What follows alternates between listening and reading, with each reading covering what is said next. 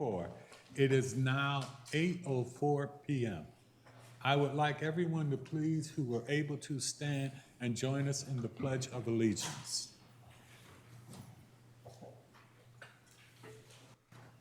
I pledge allegiance to the flag of the United States of America and to the republic for which it stands, one nation, under God, indivisible, with liberty and justice for all.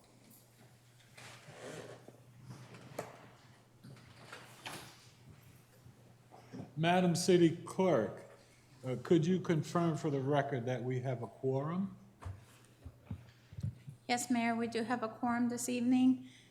In council chambers, we have Councilmember Esteve, Councilmember Rogers, Mayor Pro Tem Wolfley, Mayor Adams, Councilmember Brady, and Councilmember Truesdale. Thank you so very much. I'd like to take a moment of personal privilege at this time, and I'd like to say thank you. For those who are not aware, and many were, my family and I went through a tragedy as my eldest nephew was murdered last month.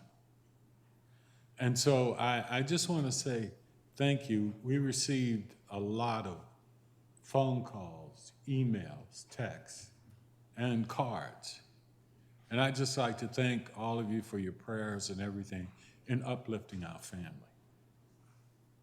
No one should have to die so early in their life and by such a random act of violence. Understand this was not in our area, that was not here. But I do want to express on behalf of my entire family the strength, the encouragement, and the uplift that we got from all of you. So God bless you and thank you for having done that.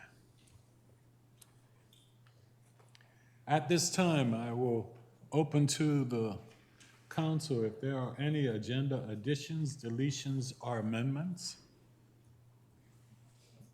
Hearing none, we will move on to citizen participation. Madam City Clerk, do we have any? No, Mayor, there's no one signed up this evening. Okay. We will now go on to if there are any presentations. No, sir. Okay.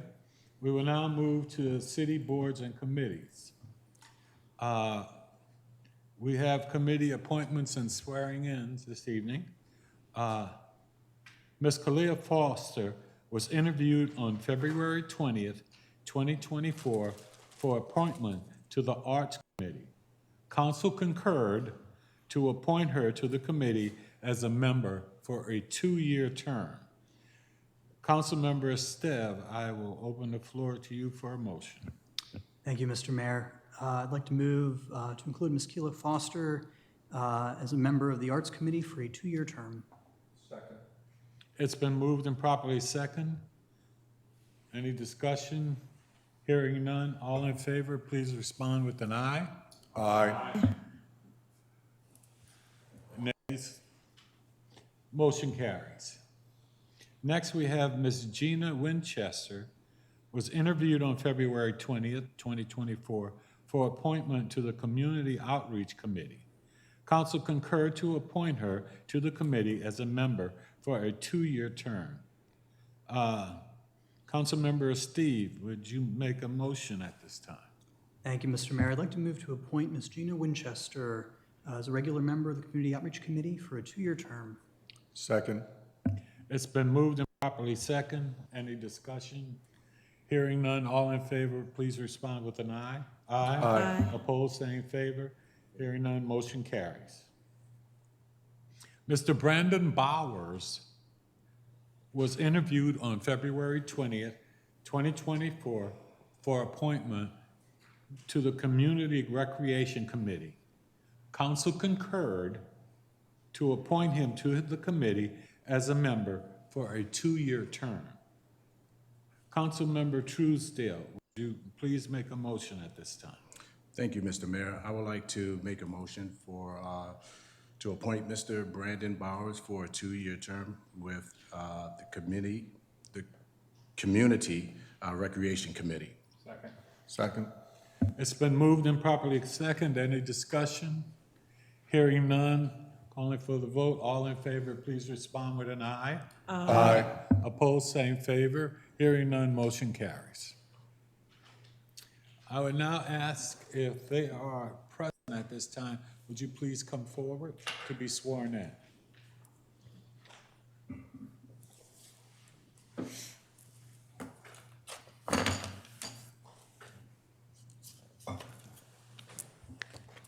Okay. That's fine, come on. We don't bite. Please raise your right hand. I state your name. Do swear or affirm that I will support the Constitution of the United States.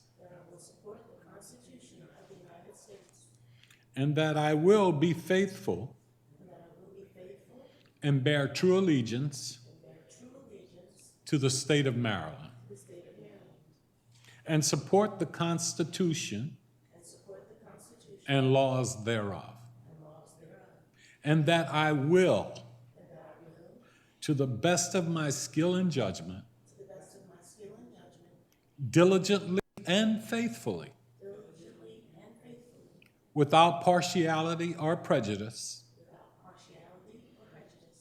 execute the office of the regular, and state your committee,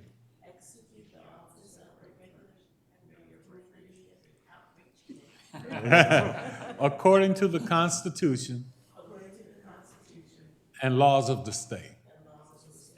Congratulations. Now we have a certificate for each of you. Ms. Foster. And you got to go through the. Yeah, that's. Thank you That's so the much, very part. much appreciated. Thank you. Gina, Miss Winchester. Congratulations and thank you. There you go. Thank you for volunteering. Thank you. Thank you so much. This is Brandon Bowie.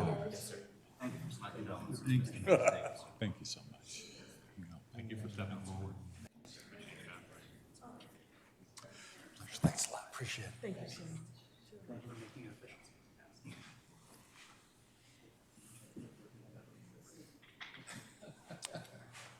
At this time, I will open the floor for any council announcements. Ms. Rogers? Thank you so much. I would like to acknowledge this month as Women's History Month. This is an annual observance highlighted by the contributions of women in history. And now it's an international Women's Day because it's also acknowledged in the United Kingdom and Australia, as well as other parts of the country. So I did want to acknowledge March as not only the birthday of a lot of great people, but also Women's History Month. Thank you very much. Thank you, Councilwoman. Any other acknowledgements? Well, if no one else at this moment, I will be honored to say we're going to wish Councilman Dennis Brady an early happy birthday. His birthday is tomorrow, and we wish you all the best with that. Thank you very much. Hey. Well, we need to acknowledge Councilwoman at Large, Wanda Rogers, whose birthday is Thursday. Yes. March the 7th. All right, happy birthday. No, mine is in June.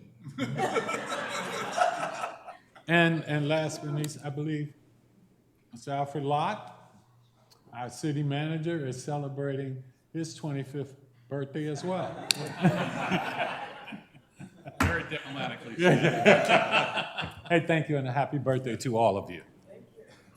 All right, moving on at this time, after giving you that great introduction, city manager, we'll open the floor for a city manager's report. Thank you, Mr. Mayor and City Council and residents out there in and on television there.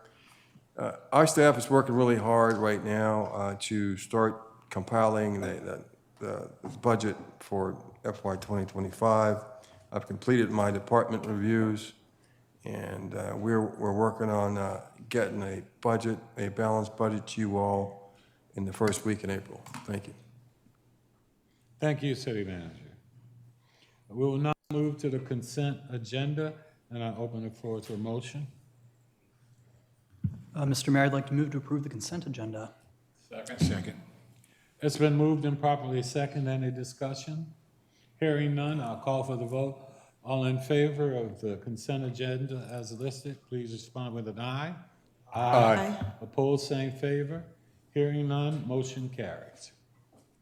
We will now move on to old business, and that's the adoption of Ordinance 0124, amending the adopted budget for the fiscal year beginning July 1st, 2023, and ending June 2024, as embodied in Ordinance 0523, and amended by 01123, to appropriate funds for the purchase of a pickup truck for community services and to increase the appropriation for the Emergency Operations Center.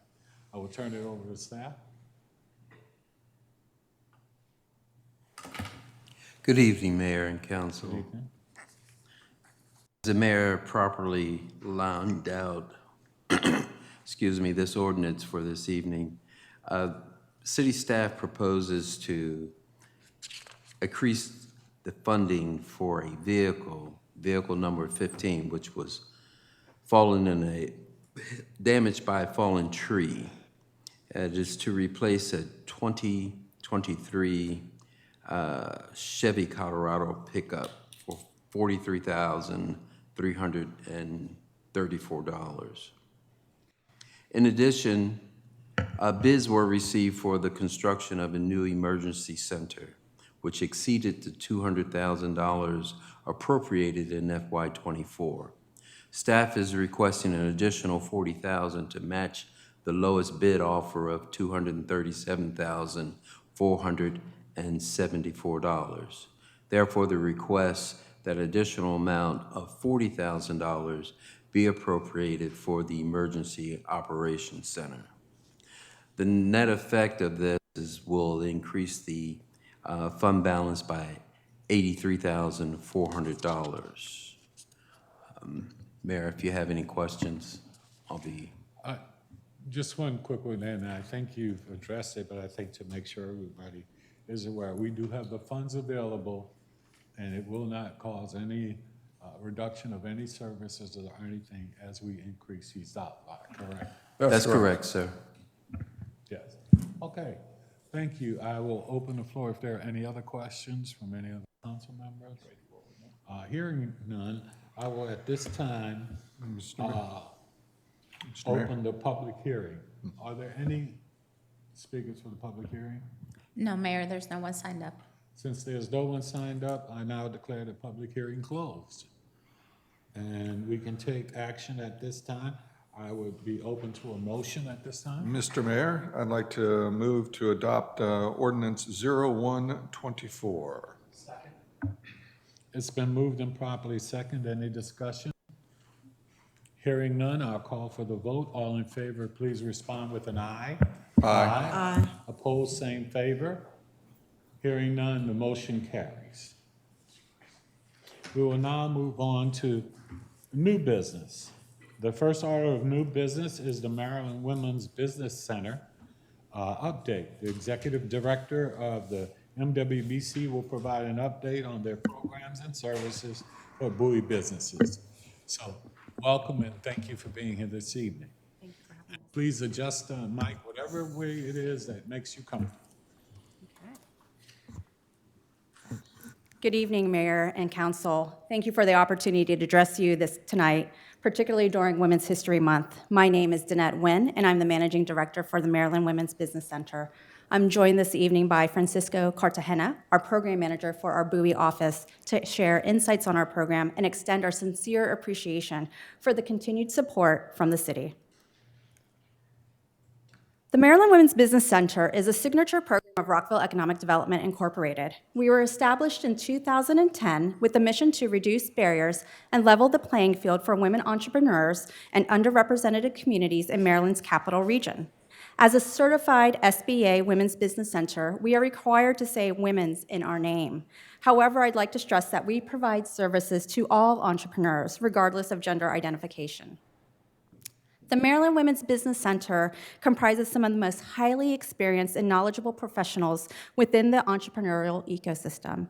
Their experience is the cornerstone of our success and enables us to deliver impactful services to the businesses we support. One of our advisors' key strengths is their certification in the Growth Wheel Framework model. This robust tool provides entrepreneurs with a comprehensive perspective on their business, while also ensuring consistency and effectiveness across our counseling. Our advisory board consists of 9 diverse individuals who bring a wealth of experience and expertise to the table, ranging from business leaders to community advocates. They are passionate about supporting entrepreneurs and promoting diversity in business. The advisory board plays a crucial role in guiding the strategic direction of MWBC by providing advice to our leadership team.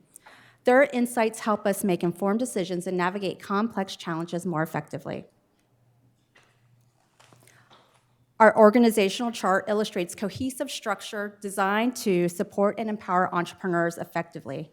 Our main office supports the city of Rockville and the counties of Frederick and Montgomery. Our Bowie office extends services to the city of Bowie, Prince George's County, and the Bowie State University community. I'm now going to turn it over to Francisco. Thank you, and good evening, everyone.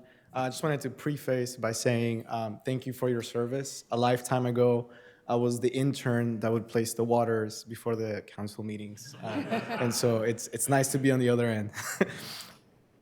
As introduced by Danette, I am the program manager for the Maryland Women's Business Center located at the Bowie State University. Today we'll be sharing with you key updates on how we're enhancing our support for small businesses, particularly focusing on our recent initiatives and the impact we've made. We'll delve into specifics of our FY24 funding, detailing how the resources are being allocated to support our mission. We will present current data specific to Prince George's County and specific to the city of Bowie, illustrating how our efforts are resonating locally. And we will provide an in-depth look at our Maryland Women's Business Center Shop Local Incubator program, highlighting its objectives, successes, and how it's fostering small business growth. Last but not least, we'll discuss our ongoing initiatives, strategic partnerships, and emerging opportunities, emphasizing how collaboration is key to our shared success. We empower small businesses through personalized counseling sessions, meeting entrepreneurs at any stage of their journey. By understanding their community and ambitions, we offer customized guidance and integration into the local entrepreneurial ecosystem. Utilizing the Growth Wheel framework, we provide strategic advice and actionable plans. We provide strategic advice and actionable plans for our clients to follow. All of our counselors are certified in this model. We use this framework to help entrepreneurs navigate their path while aligning our services with their evolving needs. Some of the ways we align our services with their needs are through training and programming. The Elements of Entrepreneurship series is a virtual training program designed to provide entrepreneurs with a comprehensive overview of essential steps and considerations for starting and running a successful business. It covers various foundational topics, including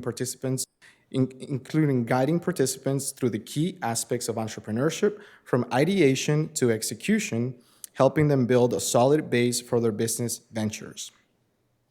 Start your business, or how to start a business in the city of Bowie, personally my favorite. It's a series, a cornerstone of a local engagement with the city's Economic Development Office. We offer tailored resources and networking for Bowie entrepreneurs.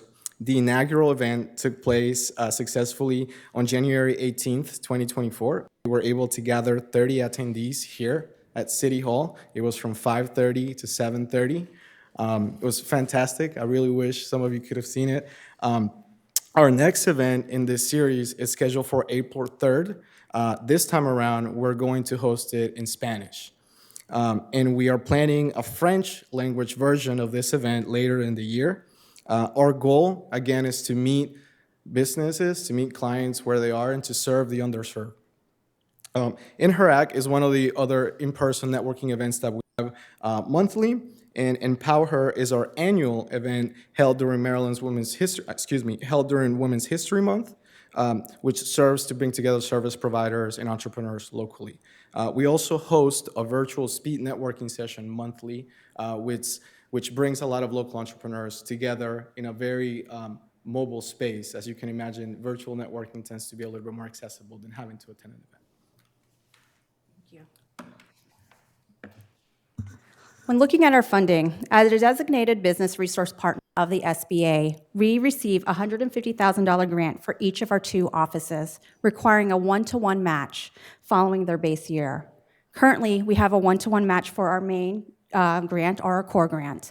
And beginning in August of this year, we are required to have a 1-to-1 match for our BSU grant. While we have identified potential funding opportunities to support this requirement, securing these funds is not guaranteed.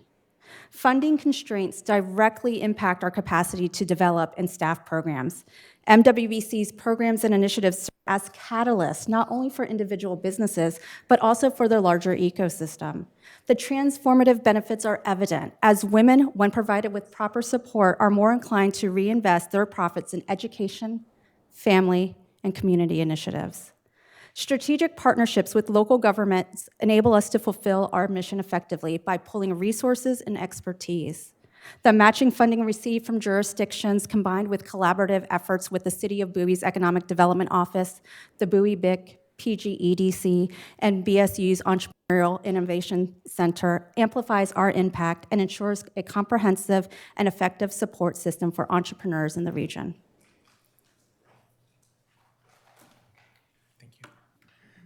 So we are the Maryland Women's Business Center located at Bowie State University, and as you can imagine, we're all about business. And so I want to clarify and preface that despite the fact that we are located inside Bowie State University, we are not a matriculated program from the university. We are able to be part of the entrepreneurial ecosystem, which in turn allows us to be nimble and provide services to City of Bowie residents and also Prince George's County residents. The local investment that the City of Bowie has been, or if you will, the return on investment, has initially grown from a $5,000 grant to a $20,000 grant since FY 2017. This signifies the effective utilization of City of Bowie's investments and enhancing our service capacity and community impact. Specifically, over the 7.5 years, we counseled 323 clients who are City of Bowie residents at a cost of just $250 per client. Demonstrating prudent use of funds, our events and training sessions open to all amplify reach beyond just those counseled. Enriching the broader Bowie community, these numbers are reflective of the City of Bowie only. We do serve the entire Prince George's County area, but given our audience, we wanted to make sure we had data specific to the city. Predominantly, we support African American entrepreneurs alongside Caucasian, Asian, and Hispanic community members. This again reflects our alignment with Bowie's values of diversity and inclusion, creating a thriving, inclusive business ecosystem. Thank you. Now I'm going to look at one of our targeted incubators, MWBC Shop Local. Our MWBC Shop Local retail incubator began in 2019 and acts as a launch pad and a start for startup and early stage retail and small scale manufacturing businesses. With the original location in Rockville Town Square, this incubator combines both a program and space-based model. The program model provides technical assistance, while the space-based approach minimizes financial risk through shared space. By combining the strengths of each model, MWBC Shop Local creates a pipeline for retail, showcasing diverse and locally grown businesses. The program consists of 2 6-month-long cohorts that with participants receiving one-on-one counseling, a business-intensive training series, peer-to-peer networking, retail management skill development, and maker events that not only increase foot traffic, but also facilitate placemaking. Since the program's inception, we have assisted more than almost 40 women entrepreneurs, with 77% from historically underserved communities. These entrepreneurs have generated over $400,000 in sales, and 87% of graduates have successfully opened a brick-and-mortar or online store. Moreover, the program has actively engaged the community, generating more than 1,200 in retail foot traffic through maker events within a 6-month period. Building on the success of our Rockville location, MWBC Shop Local reached a significant milestone earlier this year with the opening of a second location in Howard County. And I would like to share some of the initiatives that we have ongoing at the Maryland Women's Business Center and Bowie State University. The main one is Strategic Planning Workshop. We are launching on March 13th our pilot Strategic Planning Business Workshop series, which will empower entrepreneurs. I would like to highlight that 50% of the participants in this pilot program are City of Bowie residents. The goal is to help these entrepreneurs develop and execute business growth strategies. We are also supporting local organizations by aiding the National Coalition of 100 Black Women Prince George's County chapter. We're facilitating the How to Develop a Pitch competition, with Bowie residents making 14% of the participants in their cohort. We're excited about the potential collaborations with the City of Bowie for upcoming events for this particular initiative. The potential collaborations with the City of Bowie for this program, or as I should better word it, pitch competition, will take place on a mock pitch event on April 13th and a final pitch competition on May 4th. And we're in the works of figuring out where that location will be. Thank you. Another initiative that we have working is our Digital Marketing Challenge initiative, or Run DMC, as we like to call it. We are launching a new pilot micro-grant program targeted at the Prince George's County community and City of Bowie communities, including Bowie State University affiliates. This program is designed to empower local entrepreneurs, providing them with essential digital marketing skills and resources. With a $5,000 grant, we're creating 10 500 microgrants to support entrepreneurs who complete our educational workshops and counseling. This initiative not only boosts their digital marketing capabilities, but also directly invests in our local business talent. $500 can make a world of a difference for a starting business in digital marketing. Thank you. Earlier, I provided highlights about our MWBC Shop Local program.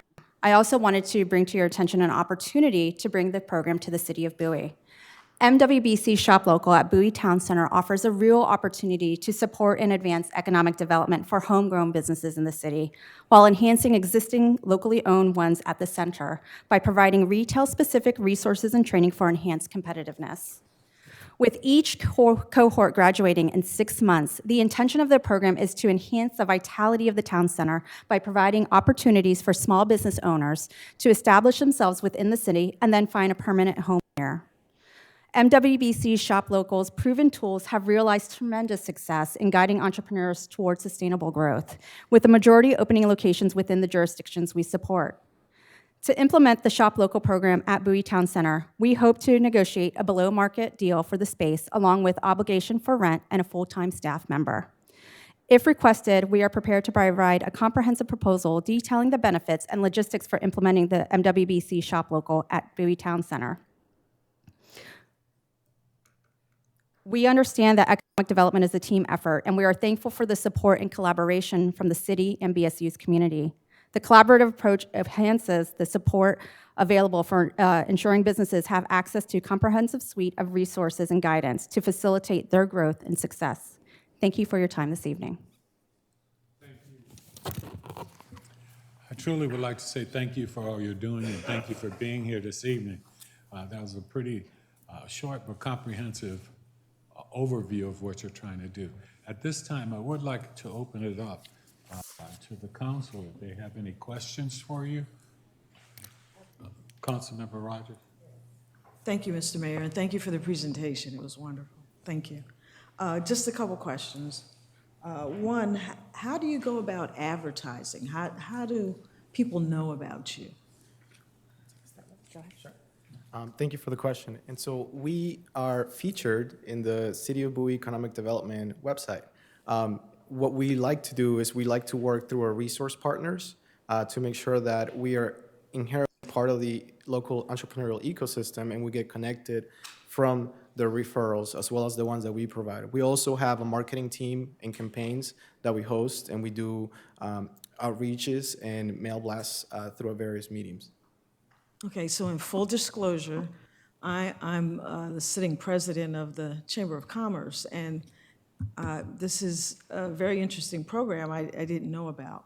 So I was wondering how you went about marketing the program so that I could make sure that we tap into where you're marketing and get it out to our folks. Well, we would love to be able to present to the chamber as well, Councilmember Rogers, if that's an opportunity. We like to think of ourselves as connectors and make sure that we are, providing resources. We earlier spoke to one of our programs, Interact, which we will be hosting here in the month of April or thereafter. And so, yes, we would love to be able to present to the city Chamber of Commerce. But yes, we also have an extensive marketing campaign on social media as well. Okay, thank you. And one other question. So how do you know when you're successful? Do you have success metrics or measures? Yes, and I'll let you dive in. So our success rate, if you will, or what I like to call as our conversion rate, it's about 6%. So out of the data that we showed, 6% of the clients that we counsel end up opening or establishing a successful business. Again, that has been the data specific to the city of Bowie, but that is about the success rate that we have. Okay, thank you very much. Thank you, Mr. Mayor. Any other questions from any other council member? Councilmember Ndubobadu. Thank you so much, Mr. Mayor. Good evening, colleagues, and I'd like to take this time to apologize for my tardiness. I wasn't feeling well this evening. First of all, thank you so much for your presentation. What an insightful presentation on Women's History Month. That's amazing. Thank you. Did you time that? Was that? Okay. We owe it all to John. Okay, fantastic. So a couple of questions on my end. The first one is you talked about you connecting participants to access to funding. Can you talk to us a little bit more about what types of access to funding you're connecting participants to? Definitely. I'm going to actually let Francisco take that, especially because we just did connect a city resident to an SBA resource and also to another funder opportunity. Yeah, so happy to answer that. And so we are, what we like to call, we are integrated members of the entrepreneurial ecosystem. And as Danette mentioned earlier, we are connectors. And so part of the work that we do is we work with local vetted SBA resource partners. And when I say we meet the client where they are, we really mean it. The preponderance of our clients are at the ideation stage. They know they want to get our business up and running, but they have no idea how to start. However, we do have a handful of clients, if not more, who are ready to scale, who are ready to seek funding to build a relationship with the bank. And the way that we work is we make a personal connection with the VP of financing for an approved SBA lending office. And the way that connection works is we don't just hand you over to some email, right? We understand that our communities work better when you can put a name and a face and a relationship to saying, here is a trusted banker that you can potentially discuss and find out what potential growth strategies you can have for your business. Aside from that, what we also like to do is provide financial literacy and partner with like-minded organizations who also do that work in this space. When we say funding options, we all know we can tap into programs or loans provided by the SBA, but we also have local grants. There's also local foundations that provide it. We like to provide access and information about all the resources available. While we are not going to handhold and provide a completed application for our clients, our goal is to provide access because we understand that in our community, it's not a lack of will, it's a lack of access to the knowledge.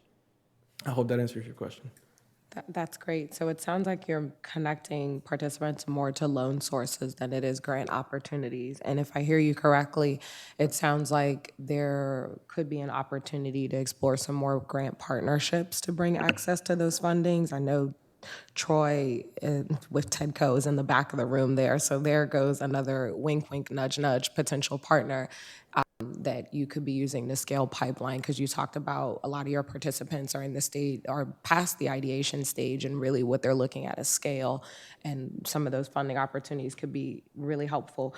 Part of it goes into my next question. Talk a little bit more about your pipeline exceeding the program. So you, if I looked correctly on your presentation, you help participants with pitch opportunities, other funding sources, but are you helping them post-program getting to other accelerator programs? I know AWS has some, I know L'Oreal has some, and there are a number of different institutions in DC as well as Maryland that have them as well. So are you then handing them up to another organization or helping them post the program?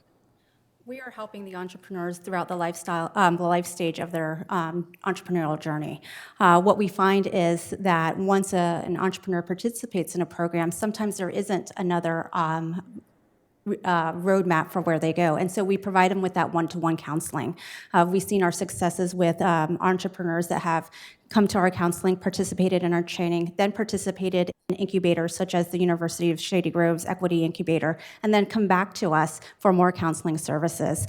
So that's typically what we've done. For our retail incubator, specifically MWBC Shop Local, we ensure that during that 6-month cohort, not only are you participating in the business intensive training series from everything from financial projections to visual merchandising to operations, but you're also doing the one-on-one counseling, you're doing the peer networking, and then we identify a succession plan. So once you graduate, because you have to graduate in 6 months, we've got a plan to work with you after that as well. And are you also providing, like, for example, there are a number of different partners that provide things like ad credits or like computing credits. Like, do you have partnerships with them to be able to provide those types of resources as well? We are not providing any credits at this moment. Okay. Are you exploring partnerships with like Facebook and others to get access to some of those? That's a great recommendation, and we'll look into it. Okay, thank you. And then also, last question, in terms of new members, how are you amplifying the program? I know you talked about some of your existing partnerships to get applicants, but how are you amplifying the program throughout the Bowie community? Sure. So the nice thing about being inside physically of the Bowie Innovation Center is that we have an SBA office next door, the 8A program down the hall, and we're also on a college campus. So we have 3 really great resource partners that help us amplify our voice. But in addition to that, we serve a unique community in the sense that we can provide services to all who come through our door. Some of the resource partners that I mentioned have specific populations that they have to serve due to various reasons. We are a little bit more nimble in the sense that we can meet a broader scope and meet a broader audience. And so the way that we do it is by simply voicing that. A lot of the times what we're finding recently is that we're getting a lot of referrals from a lot of these resource partners because they deal with specific clients that are beyond the ideation stage, and that is really where our specialty comes. We understand that the average entrepreneur has a full-time job, right? Can't attend a class or go to a VC group and learn about entrepreneurship, right? Has a community that might rely on them financially, and that's another societal burden that they have to deal with. So a lot of the work that we do is promoting wellness and safe spaces for underserved entrepreneurs to come together. And when you project that into the community, it echoes. And it echoes so much so that we had the 100 Black Women of Prince George's County chapter reach out to us as a resource partner. And I think that's a testament of the reach that we're having and the impact in the community. Thank you so much. The last point that I'd like to make, just for my colleagues, is the question is, do you have capacity? So if each and every one of us put your program in our newsletters today and told the entire community about you of about 50-something thousand, would you have capacity for more applications? Well, that is something that we are looking for as well in terms of when we propose the MWBC Shop Local, is to bring a full-time business consultant. At the moment, we have Francisco Cartagena, who is our program manager, and Bowie University students as our interns, but we would love to have funding for associate business consultant full-time as well. Awesome. The last point I'll make, I know I keep saying last point. It is truly my last point. One of the most I'm also on the entrepreneurship journey at the moment, which is very exciting and terrifying at the same time. But one of the books I just most recently read was When Women Lead by Julia Bernstein. And it's a very fascinating book that talks about women's access to funding and preparedness when they go into pitch competitions. So I'd love to see if there was an opportunity to continue to support there and prepare women, since you are the women's business accelerator, to just make sure that as women are going forth and trying to get access to capital and funding and preparedness for pitch competitions, that there's a specific type of support that's dedicated so that they're ready to show up and get around some of the venture or funding questions that might come their way. So I'd love to see you dive deeper there. But thank you so much. Great presentation. Thank you. One last question, and that being about funding. How are we as a city supporting you? How do you feel that's going? Go ahead. We receive a grant, the partnership through John in the Economic Development Office. We work collaboratively. We truly appreciate the support that we receive. We understand that there is so much more we could do. We believe the MWBC Shop Local Retail Incubator would be a true asset, not only to the city and its surrounding community, but also to bring the traffic from BSU's community here as well. We know that if we were receiving funding for a consultant, there could be so much more capacity we could bring. Now, I opened the door for you to make sure that if there's anything you see in particular for your program or whatever, that you let us know.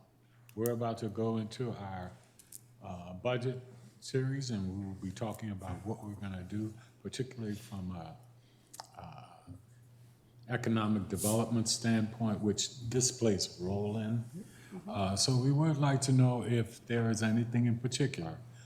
Not to say we would, but I would strongly recommend that if you have a suggestion, something you'd like to request of us in addition, please make sure that you do that. Wonderful. Thank you, Mayor. Okay. Any other questions, anyone? Councilman Steve? Sorry, just a couple of things real quick. How many of your, talking about the types of businesses that the entrepreneurs that you work with are starting? Well, how much time do you have? Because I can be here for all day. So part of the reason why I love doing this work, as opposed to just consulting for a big firm or working somewhere else and having to put out reports, is because we have our ear very close to the ground to innovation, right? Which is what this country is made out of. People are identifying problems that we are dealing with on a daily basis and really, really putting their minds to what solutions they can bring. But they're also bringing solutions and businesses to fruition as a way of overcoming challenges. One of my personal favorite stories is of a student who also happens to reside within the city of Bowie, who started a bakery business out of a way to overcome the death of her father. The bakery took off. I met her at my last gig in the last incubator I was running. And when she caught wind that I started working in her college campus with the Maryland Women's Business Center in Bowie State, we reconnected. Her business had scaled tremendously, and by my 90-day review in my current role at the Maryland Women's Business Center, she had come knocking on our door because she said, I am being presented with an offer to buy an existing bakery as opposed to starting from scratch with an existing clientele. And I know my product is good, but I have no idea how to, can you please help me? In a matter of a week, we were able to connect that entrepreneur with an SBA-approved lender who could hand her a folder and walk through, this is what an application process looks like. Not only one, but two, right? Because we are the Maryland Women's Business Center, and our goal is to provide access. That is one of my favorite sort of close to heart businesses that I like to share about. But we have very innovative ones, like Zero In. It's a business that specifies on creating digital footprints using drones. And so what they do is they scan an entire town hall area, and instead of you using Google Maps to go and take a look on how to get there, which you can do, they will then zoom in and scan inside each store. And so if you're a person who might not have accessibility to go to a town hall or to visit or to have an idea what it might look like, or if you're a tourist and you want to check it out before you go in, you can now have a 360 view of the city, and then you can zoom into the businesses and you can directly shop from that. And so it provides exposure to local businesses because now you don't have to have your own individual platform to market. And it provides exposure to the local city because now you're more than just a Google map, right? You're an environment where people can come and see your products. Those are two examples. We also have quite a few businesses that rely on product making and wellness creation, as well as financial literacy and manufacturing. Because we are in the ecosystem where we are, we also have businesses that come from finding a niche. One of the specific ones that I was wowed by is it's a woman entrepreneur who for the longest has worked for property realtors. And in that world, there is a specific niche for you to provide a summary on lease documents. It's usually a 40, 50-page document that you have to condense into 1 or 3 pages. Well, this woman has been doing it for 35 years. And she is so good at it that she has now built a clientele over the last 3 years because she decided to go on her own. And each of those resumes nets her about $2,000 to $3,000, and she can knock about 50 in a month. So she came to the Maryland Women's Business Center. She said, this is a unique skill set. You can't learn this in school. I've learned it through my career. I'm not an accountant. I'm not a lawyer. And those two won't do this because it's not worth their time. And so can you help me grow it? And so we helped develop a training plan so she can train other staff, which in turn will help her scale the business, employ people locally, and potentially then scale it, so on and so forth. So it's very wide. It's very innovative. What we like to do also is we recognize our scope and our capacity. So as much as I can try and consult as many clients as I can, I'm not an expert in every single aspect of business development or manufacturing, if you will. So part of what we do a lot is connect them to resource partners in the area that we know can continue the growth and sort of help them scale. I appreciate that. Any of the businesses you work with still standing with physical locations in Bowie today? Yes. Okay. Any in particular you're happy about? Yes. There's one in particular that is located right outside the Bowie Big. And if I'm remembering correctly, is Bowie, it's Ray's Flowers. It's not within the city limits of the city of Bowie, but it's one of our more recent clients that we're working for. Gotcha. Okay. Talk to me a little bit about the difference between the Bowie Business Innovation Center and you guys. You're housed in the same space. You mentioned in your presentation you collaborate. You've said that you oftentimes work with a slightly different clientele than they do because of potentially funding or some other limitations. We're also supporters of them. So I'm just kind of curious, what sort of synergy is being created? Obviously, we're giving money to two different groups to do very similar overlapping work. You're literally in the same space. Talk to me a little bit how you actually collaborate with them and how there might be how we might be getting more bang of our buck with you guys being together. Wonderful. Thank you for that question. When we look at the Bowie BIC, we really try to leverage their 8A certification program and their expertise. And so we, as Francisco stated earlier, rely on subject matter experts on areas that we're not the expert at. What we have done is collaborated with the SBA as well so that we could get educational training in terms of the overview of the SBA program, 8A program. However, we definitely look to the Bowie BIC in terms of their expertise. Also, when the Bowie BIC finds that maybe one of their clients isn't ready to participate in an SBA in the 8A program, they connect with us so we can provide one-on-one counseling to get them to that next level.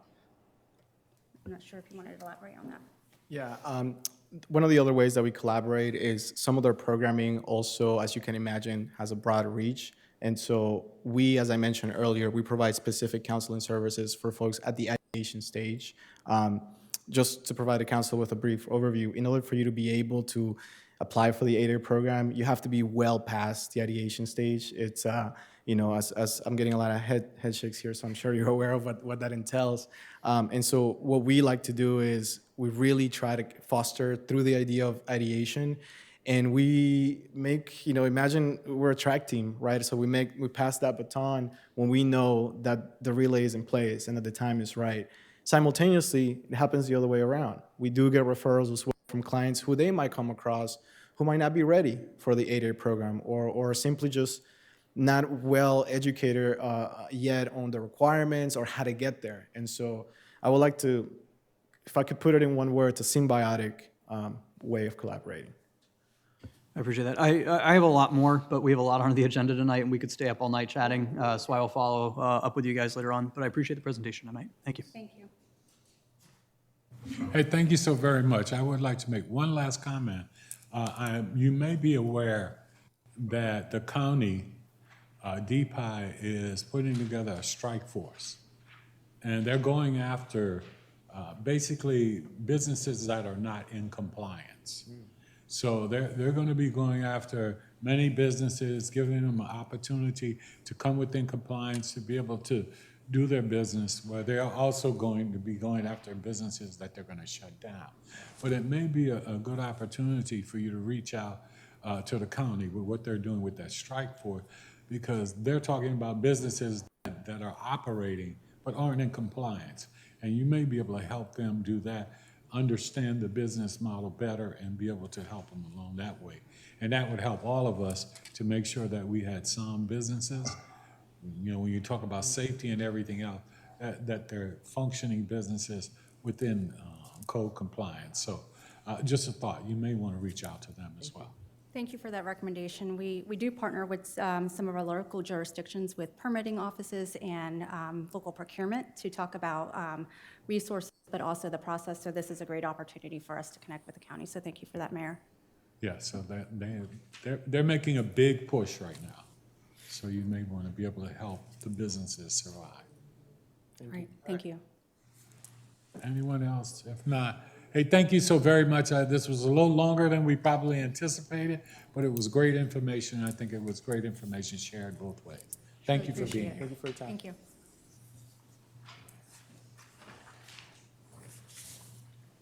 All right, at this time, we will have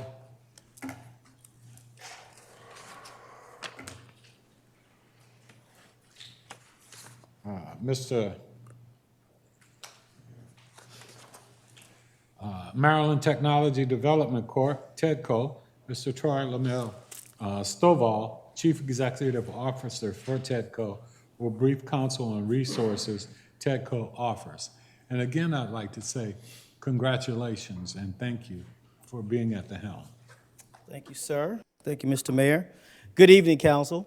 My name is Troy Lamel Stovall. I humbly serve as the CEO of TEDCO.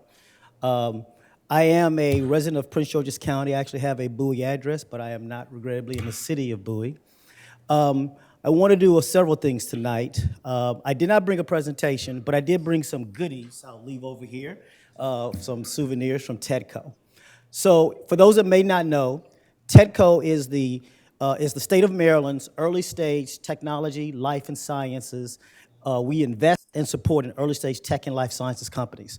So, Mr. Mayor, you are good friends. You know, I grew up in Houston, Texas. I grew up in Catholic school, so we dissected sentences. So I'm gonna come back and dissect that sentence for you all, if you remember that. They had the nuns that wrap you over the knuckles with that. But before I do that, I'm going to tell you a little bit about TEDCO. I'm also I'm a computer scientist and engineer by training. So some numbers. TEDCO's been around for 25 years. We just released a report that we've had over a $2.7 billion economic impact to the state of Maryland over those 25 years, and we know those numbers are understated. We know it's actually greater than $3 billion. We have a staff of 40 people. There at TEDCO over those 25 years, we've hired over about 180 people, so we're a very small entity.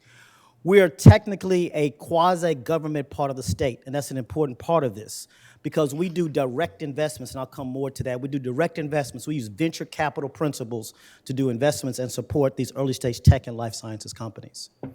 And that $2.7 billion of impact, we have also created over 12,000 jobs with that. Again, this is across the state of Maryland.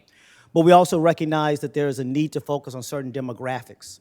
I've been doing venture capital for a number of years, and the last year they actually just put out some reports.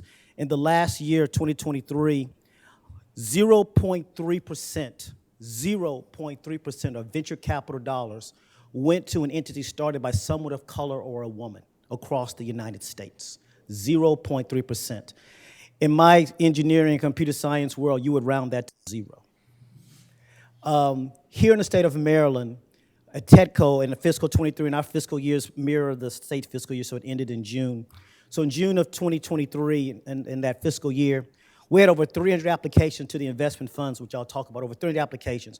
Over 50% of those applications came from an entity started by someone of color, a woman, or from our rural areas.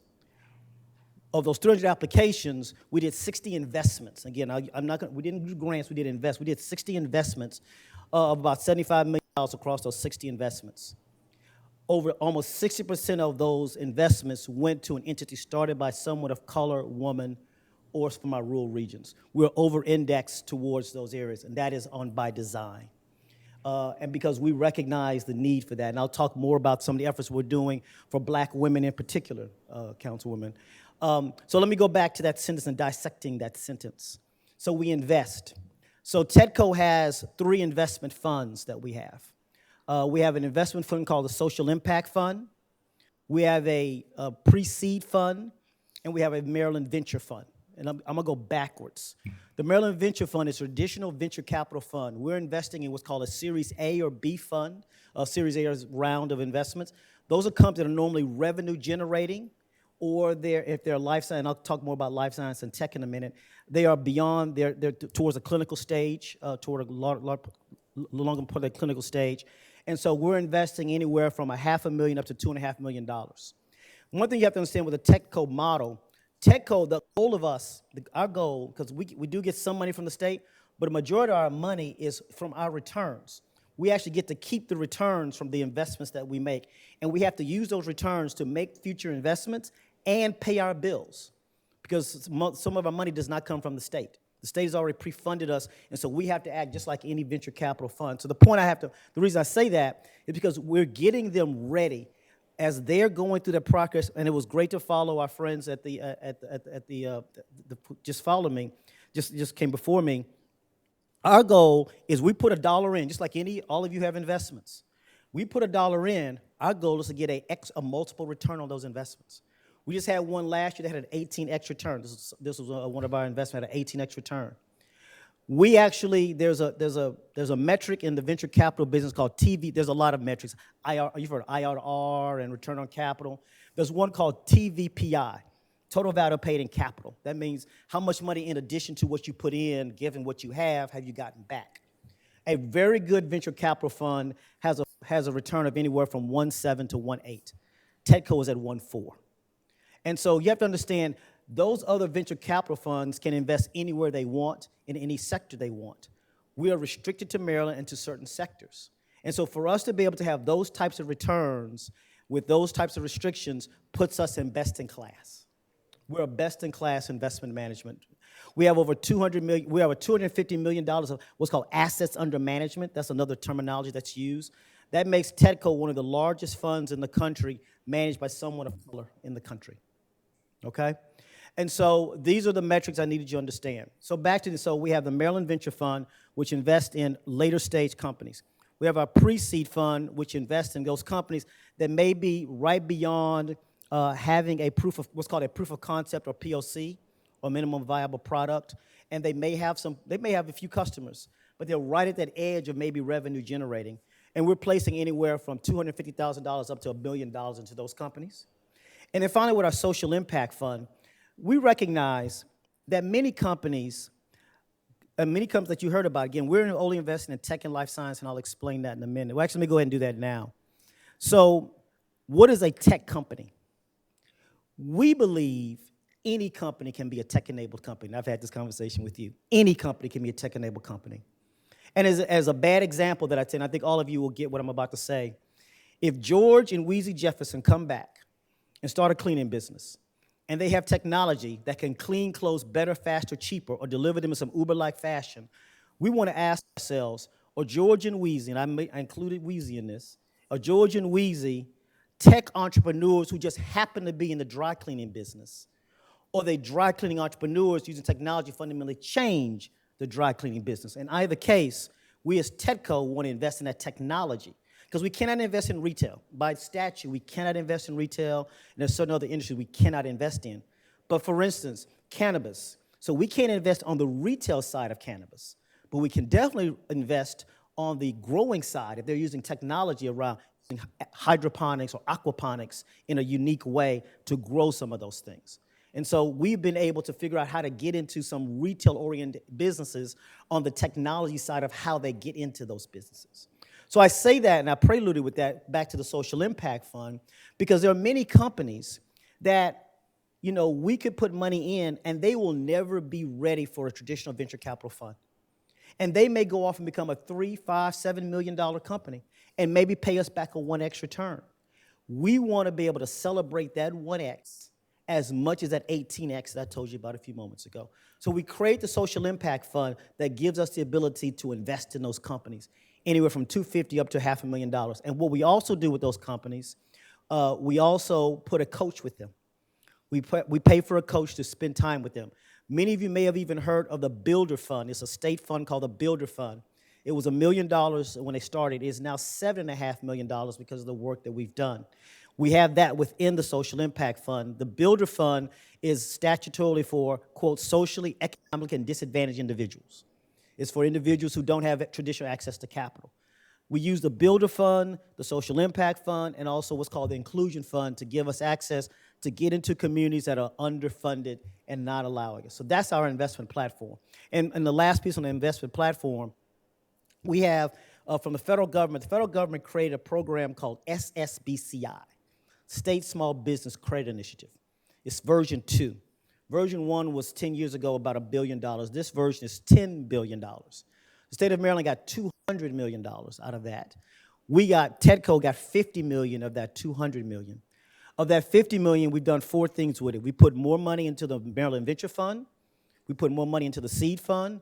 We started the Social Impact Fund.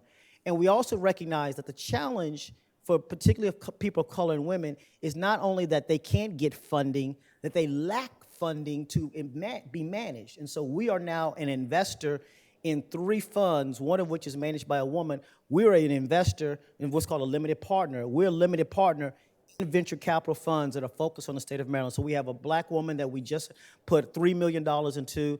We haven't announced the other 2 yet. One is run by a black man and a black woman, and the other was run by a black man, a white guy, and a white guy, and I think a Hispanic guy. It'll be the 3 funds. We'll be putting $3 million to each of those funds. Those other 2 will be announced in the next few weeks. So we invest. We also support. So we work with all the universities. We do a lot of work with Bowie State, a ton of work with Bowie State. Dr. Bro is a dear friend. I spend a lot of time with her. We work with the BIC as well. And so because we have 2 efforts, we have one effort called the Maryland Innovation Initiative. That works with the 5 research institutions here in the state of Maryland. Those 5 research institutions: Johns Hopkins, University of Maryland College Park, University of Maryland Baltimore County, University of Maryland Baltimore, and Morgan State University. We accelerate the technology transfer. In other words, we take that stuff that's happening in their labs and bring it to market. But I think we all recognize that innovation doesn't stop at those 5 institutions. So 2 years ago, we had $500,000 from the state legislators to do a pilot with Frostburg State and Bowie State to look at a new model for MII that focused on what's called the comprehensive university, our 4 universities and our 2 universities. And you may have heard there's a bill that's got introduced that we are supporting that's going to run some programs through TEDCO called the Baltimore Innovation Initiative that's going to create for the 4-year and 2-year institutions a model like MII. And I'm also working with Delegate Jazz Lewis on a very specific program for Prince George's County that will look at funding, bringing a small version of what we call our Urban Business Innovation Initiative to Prince George's County. And so we're very focused on the county as well as Baltimore City because we recognize there's just a lot of opportunities that have gone untapped and uninvested in those 2 municipalities. So we invest and we support. Let me close out on support. We recognize that a lot of black women don't get the support that they need. And so back in last November, through a variety of efforts, we launched the Black Women's Founders Forum. We brought together 7 female founders. Some of them are TEDCO portfolio companies. And then we had 6 venture capital funds managers. And we had these ladies speak to these investors and say, this is what they were going through.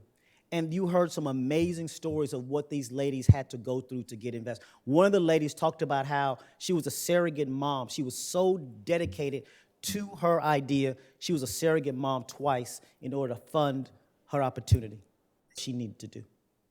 And so the venture capital, and so from that we had a Coppin State standing room only crowd, and a lot have happened since that. So we invest, we support. I talked about technology and life sciences. And so again, technology for us is any technology-enabled company. And I think sometimes that does get a little challenging to understand what that could mean because people think that just because they have a technology, we will invest in it. No. Again, I told you we had 300 applications come in. We only funded 60. And what I also didn't tell you as I close, Mr. Mayor, and I'll take any questions, we were just recognized, PitchBook is one of these publications that tracks all the venture capital investments across the United States. So just recently, TEDCO was honored as the #5 most active venture capital fund in the Mid-Atlantic region. And that's a pretty high bar because that's not something we strive for. It's just part of the model that we have. And so we are very much focused on doing the things that we know we need to do, both for communities that have been underserved as well as the overall.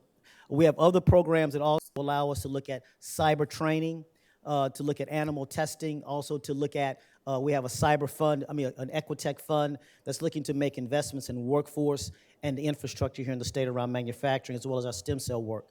So again, we do a lot of work that really does help to change and create a sustainable economic model based on technology and life sciences. So, Mr. Mayor, thank you for your time. Open for any questions you may have, and appreciate you being here. First and foremost, thank you for being here. I think that was a lot of information in a very short time. I tried. But I hope that whet the appetite of those in the city listening, here in the chambers, as well as my fellow council members. So again, I am familiar, and I am familiar with how successful TEDCO has helped to make other businesses and to grow here in our state. Having said that, I will not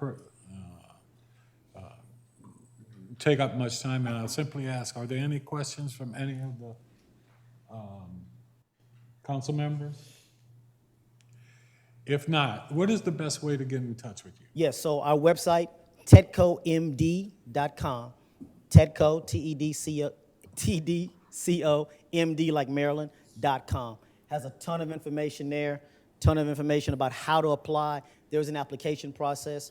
There's actually a query so people can understand the types of funds. And by the way, I should say, it's a very important point, you don't have to apply to a fund. We're really moving to a model where you apply to TEDCO, and we'll figure out. Matter of fact, we love stacking all the different stuff that we have. It's okay to get multiple pieces of TEDCO, and we love building. We actually have a fund here, an entity here in Bowie that we put a lot of those pieces together for them.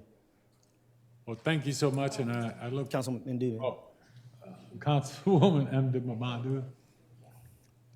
Thank you so much, Mr. Mayor. First of all, what a dynamic presentation. Thank you so much for coming and giving. It's good to see you too. I'm so happy that you came to speak to us. I wanted to share this for the public, especially for District 4. This weekend, I had the opportunity to spend some time, because I'm in my entrepreneurship journey, to spend some time with a TEDCO applicant company that is in the medical devices landscape that just had amazing things to say. So I really wanted to bring that forward to our community and let them know that there are funding opportunities out here. We do have TEDCO that's doing some amazing work in the community, and it's crazy because I just happened to meet this founder out and about on the streets of DC, and then they just started talking about how they were considering taking their company to Virginia. And I was just like, well, why would you do that? You're a Bowie resident. Like, are you crazy? Have you heard of TEDCO? And then they started talking about the amazing opportunities that you presented to them. So I really do want to encourage those who are in our community, if you are seeking funding opportunities, even if you just have a question, even if it's something that you don't even feel like you may be qualified for, your company may not be in the right stage, I do encourage you to check out TEDCO and at least reach out to have a conversation and let them tell you no. Let them be the ones to decline you. And most likely they won't even do that. They'll just pivot you towards a better resource that's more suited for where you are at that time. So I do want to thank you. And then the other thing I want to ask you is there anything that we as a council can do to support you and this project that you're working on? You talked about the Urban Business Innovation Initiative. What can we do to support you in making sure that Bowie is a part of that for our budding entrepreneurs? Again, great seeing you. Thank you for the question. So I want to go back to the first part of it, because the entrepreneur journey, and my marketing team always gets mad when I say this, and I hope I don't offend anyone. But because I've started several companies and have funded too many companies to name. But the term that I use, and you will appreciate this, I think, Mr. Mayor, is I say that I want to have a hashtag that says this shit ain't linear, because it's just not. And I think too many entrepreneurs, and to be blunt, too many people of color and women don't understand that this journey involves a lot of no's. It involves a lot of starts and stops, and maybe more stops and starts and more no's than yes. And the reality and the data bears out that for every no, for every yes you have to get, you have to take up anywhere from 10 to 100 no's.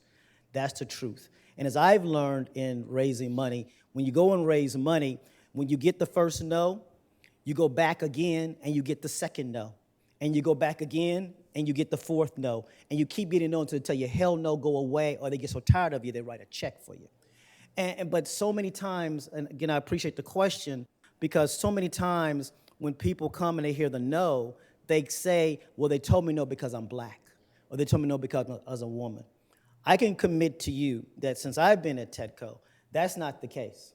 I can't tell you what happened before, but we look at these things. We don't know the color other than the builder fund. We have to see that just because of the statute, but we don't know. Yet, even though we don't know, we're still awarding 60% of our funding to people of color and women.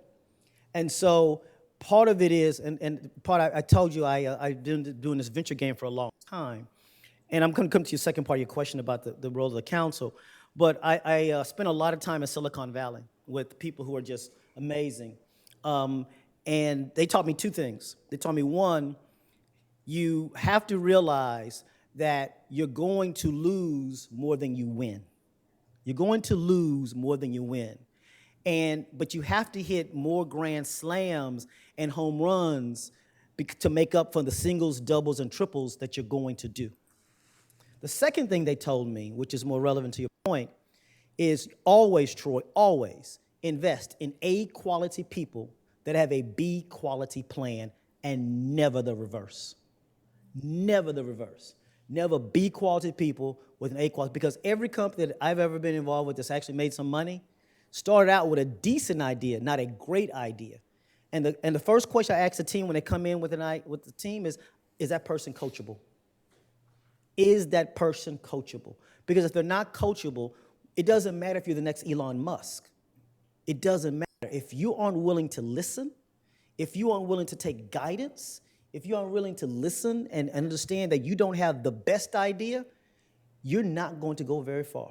And God, it really is a God bless you. And I say that because so many of and I hate to say this to be typecast because it's not true, but so many entrepreneurs who are first-time entrepreneurs don't understand that part of it. And to your point, that is what we are trying to coach. And we do try to say, I try to coach the team all the time, and we're not perfect at what I'm about to say, but I want them there. We don't say no. We say, no, you aren't ready, or you need to go talk to some other group, or you need to go do this, or you're not the right fit. It's not a no, period, that's it. There's a coaching that comes when we say we can't fund. And so on the UBI, so let me give a little history. And so for years, TEDCO had what was called the Rural Business Innovation Initiative. We divided the state in 4 regions, and we placed individuals into those regions and did some great stuff in those rural regions. And for a variety of reasons, we didn't look at our urban regions. And so I'll tell you this just to be fully transparent. When I started, coming up on 4 years now, a bunch of members of the Black Caucus came to see me, and they showed me some numbers. And the numbers were scary because outside of the work we were doing with Johns Hopkins in Baltimore and University of Maryland, Baltimore, and College Park here in Prince George's, we did not have a lot of investments in the Black community. We just didn't. We just flat out didn't. And so we made a decision with the board support, the board that we have support, to create the Urban Business Innovation as a pilot. It's going on 3 years now as a pilot. And we focus on Baltimore City and Prince George's County. And we put an individual into each of those, and we work with those, all the different organizations like the ones you just heard from, to make sure, and again, I talk in alliterations, folks, so my apologies. Well, not apologies, I just talk in alliterations. I learned it from my Baptist ministers growing up. And so we stitch things together. You gotta learn how to stitch things together, because through stitching, Councilwoman, you scale things. And so we talk about this notion of if you can stitch things together, then you can scale things. When you stitch and you scale, you can storytell better.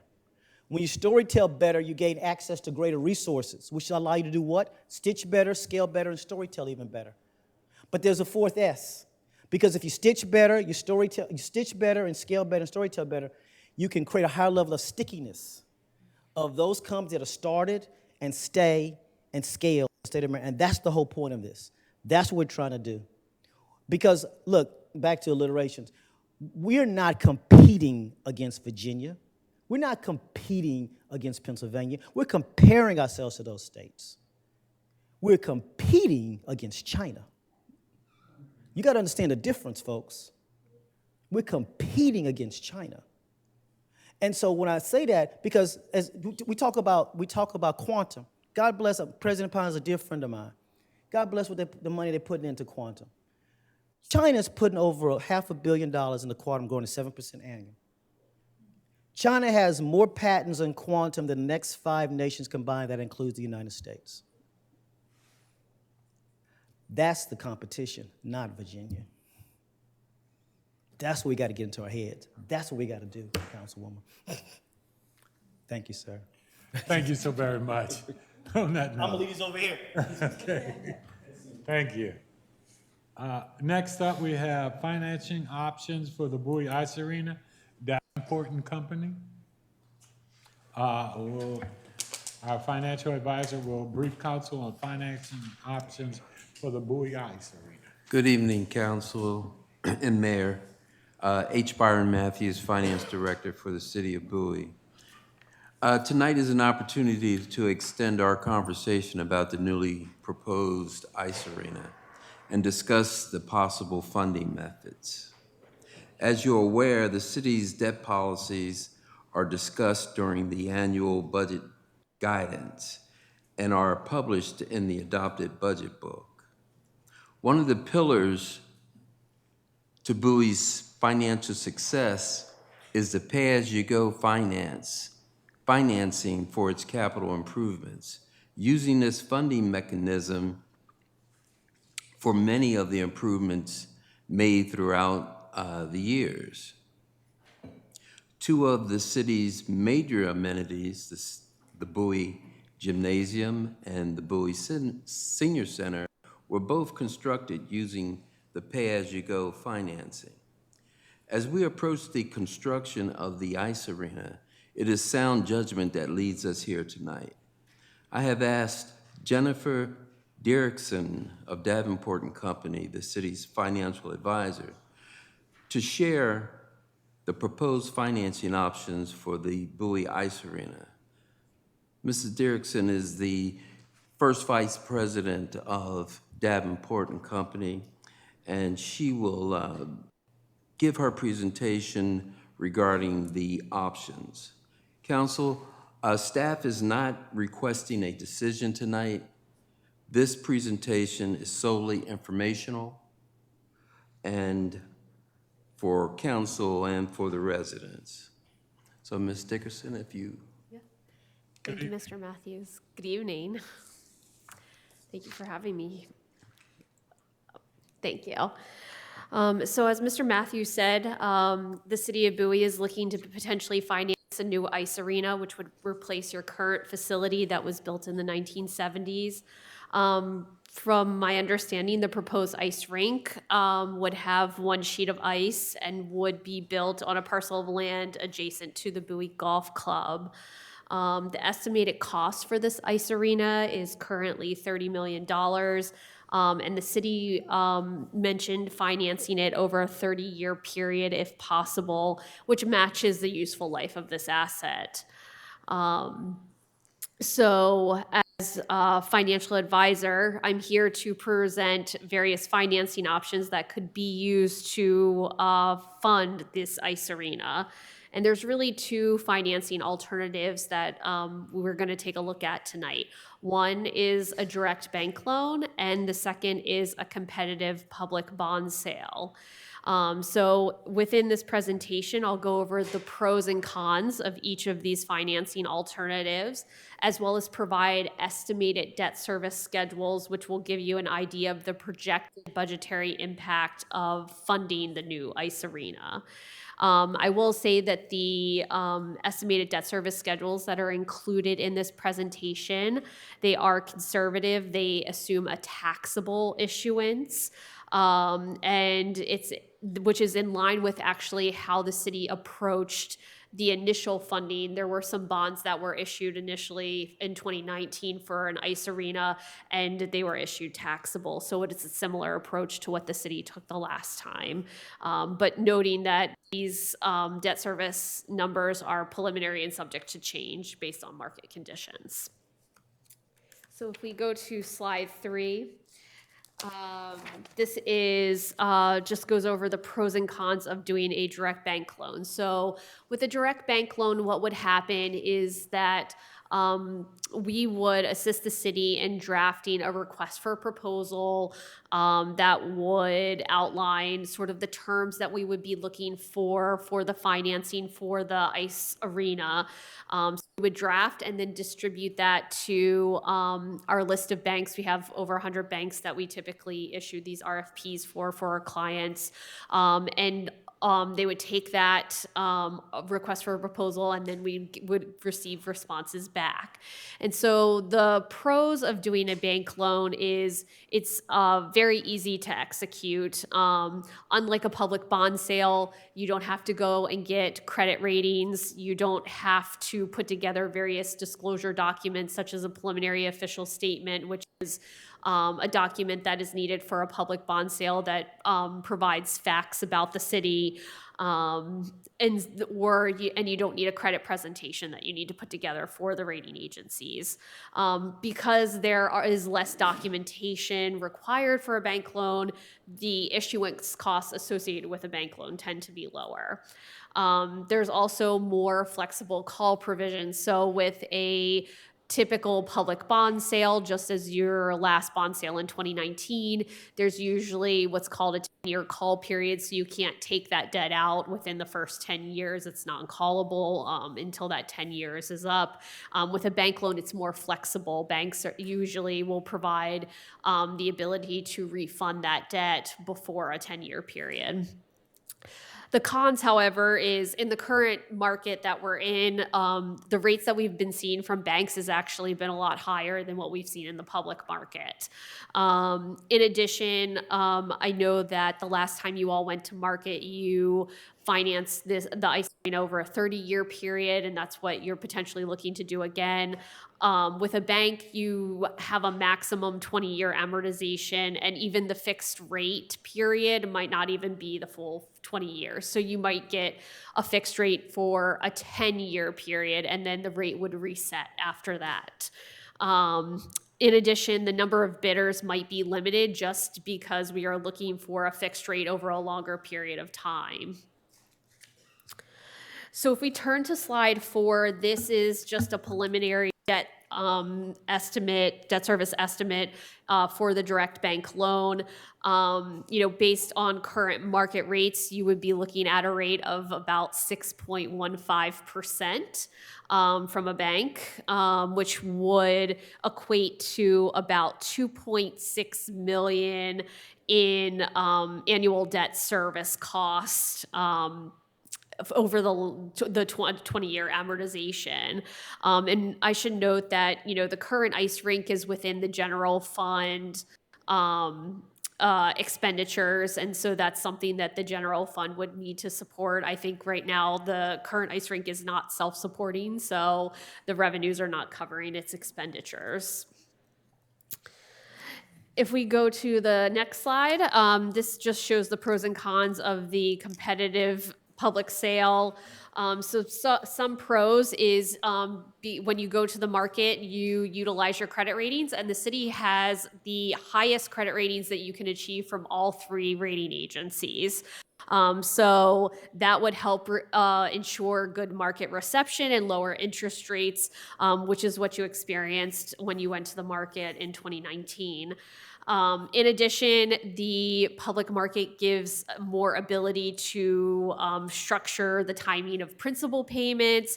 As I mentioned, you also can amortize that debt over a longer period of time. So 30 years is a typical amortization that we see in the public market. Cons, however, obviously there's higher issuance costs associated with it because there's going to be those additional documents that I talked about, the official statement, the credit presentation, because you're going to have to go to the credit rating agencies. Davenport did take the lead on those documents to help because it can take up a lot of city staff time, so we would be willing to do that again if that was the path that the city chose to do in terms of a financing option. And as I mentioned also, the call provision is typically 10 years, but you could potentially do something shorter, but you're gonna pay a little bit more for a shorter call. So on slide 6, this is just a preliminary debt service estimate here. We put both a 20-year amortization and a 30-year amortization. The rate that we estimate for the 20 years of 5.11%, and then we have a 5.37% for the 30-year, and those are preliminary, subject to change. And if you look at, if the bank loan estimated annual debt service was about 2.6 million. So on a 20-year public sale, you have about 2.4 million. So, just under about $200,000 less each year. And then if you go to the 30-year amortization, we're looking at just over 2 million. So about a $600,000 difference annually, providing more flexibility. So if we go to slide 8, just to sort of summarize, just based off of rates, the competitive public sale would produce the lowest cost of funds for the city and the most flexibility in terms of the debt amortization for the upcoming ice arena. The top chart just looks at annual debt service costs, which we already talked about. Both the 20-year and the 30-year competitive public sale do provide lower annual debt service than the bank loan option. However, I will note that the 30-year option, while it does have the lowest annual debt service, total debt service would be about 8.4 million more over the lifetime of the bonds because you are paying interest for a longer period of time. However, the 20-year competitive public sale is $4.2 million lower in total debt service than what we estimate for the bank loan. So, if the city decides to move forward with the ice arena, as you go through the fiscal 2025 budget process, Davenport would be happy to assist with the planning and successful execution of either the competitive public sale or the direct bank loan, whichever the way the city would like to go. So with that, I'd thank you for your time and be happy to answer any questions that you may have. First and foremost, thank you for being here and thank you for your support of the city. We appreciate that. I think a lot of this is very self-explanatory from my perspective. I don't have any questions at this time, but I will open if anybody has any particular question at this time. Mayor Pro Tem. Thank you, Mr. Mayor. Appreciate it. Thank you for being with us this evening. I noted that the rates that you have are 5.1 and 5.3. I thought things were a little bit lower. And where do we stand in terms of the rate inversion for the yields on these? So my understanding was we're in an unusual period right now where the longer term rates are actually lower than the short-term rates. And how does that affect our particular type of bond and going to market during this time frame? Yep. So you are correct. The yield curve is inverted. So the first few years are actually higher than the longer term. But as I mentioned at the beginning, these are taxable rates, so they tend to be higher than tax-exempt rates. And the reason that we ran it taxable and the reason that you did it taxable the last time is because of potential private use issues. With tax-exempt debt, and this is sort of bond counsel territory, so I'm just going to preference that I am not bond counsel. But with private use, because you have outside entities coming in to utilize the ice arena, only a certain portion, if you were to issue tax-exempt, could be covered under that private use exception. And so you have more flexibility issuing as taxable debt. So that's maybe why the rates are slightly higher than what you would see typically in a municipal tax exempt issuance. Gotcha. And then the next one is, if you can answer this question, Yes. You wouldn't be standing here and you'd be off on an island somewhere. I know, Generally speaking, what's the market look like in terms of municipalities going out, obviously wondering about rates going lower? We've been looking at this for the last several months, been waiting for a change. And what are you counseling your clients to do? For example, is it worth a 2-month wait to go get financing? Do I hold out for a little longer? I mean, I got to build the thing, and I want to build it. Yeah. Don't misunderstand. I'm not looking to. Yeah. This is not completely, schedule optional. Yeah.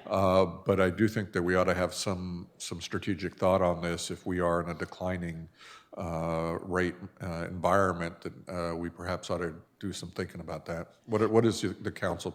Is your counsel on that? Yes, and you were right. If I had a crystal ball, I would definitely be on a beach somewhere. But yes, I mean, everyone's watching the Fed at this point, and when the Fed is going to make a move. We always counsel our clients when you should issue whenever you actually need the money, because you're never fully going to be able to time the market. I think the Fed, in terms of rate adjustments, I think there is an expectation that they might potentially lower rates for the first time maybe in June, although there's been talk of maybe that being pushed out with CPI coming in higher than anticipated this past month. So we'll have to see what happens at the March meeting.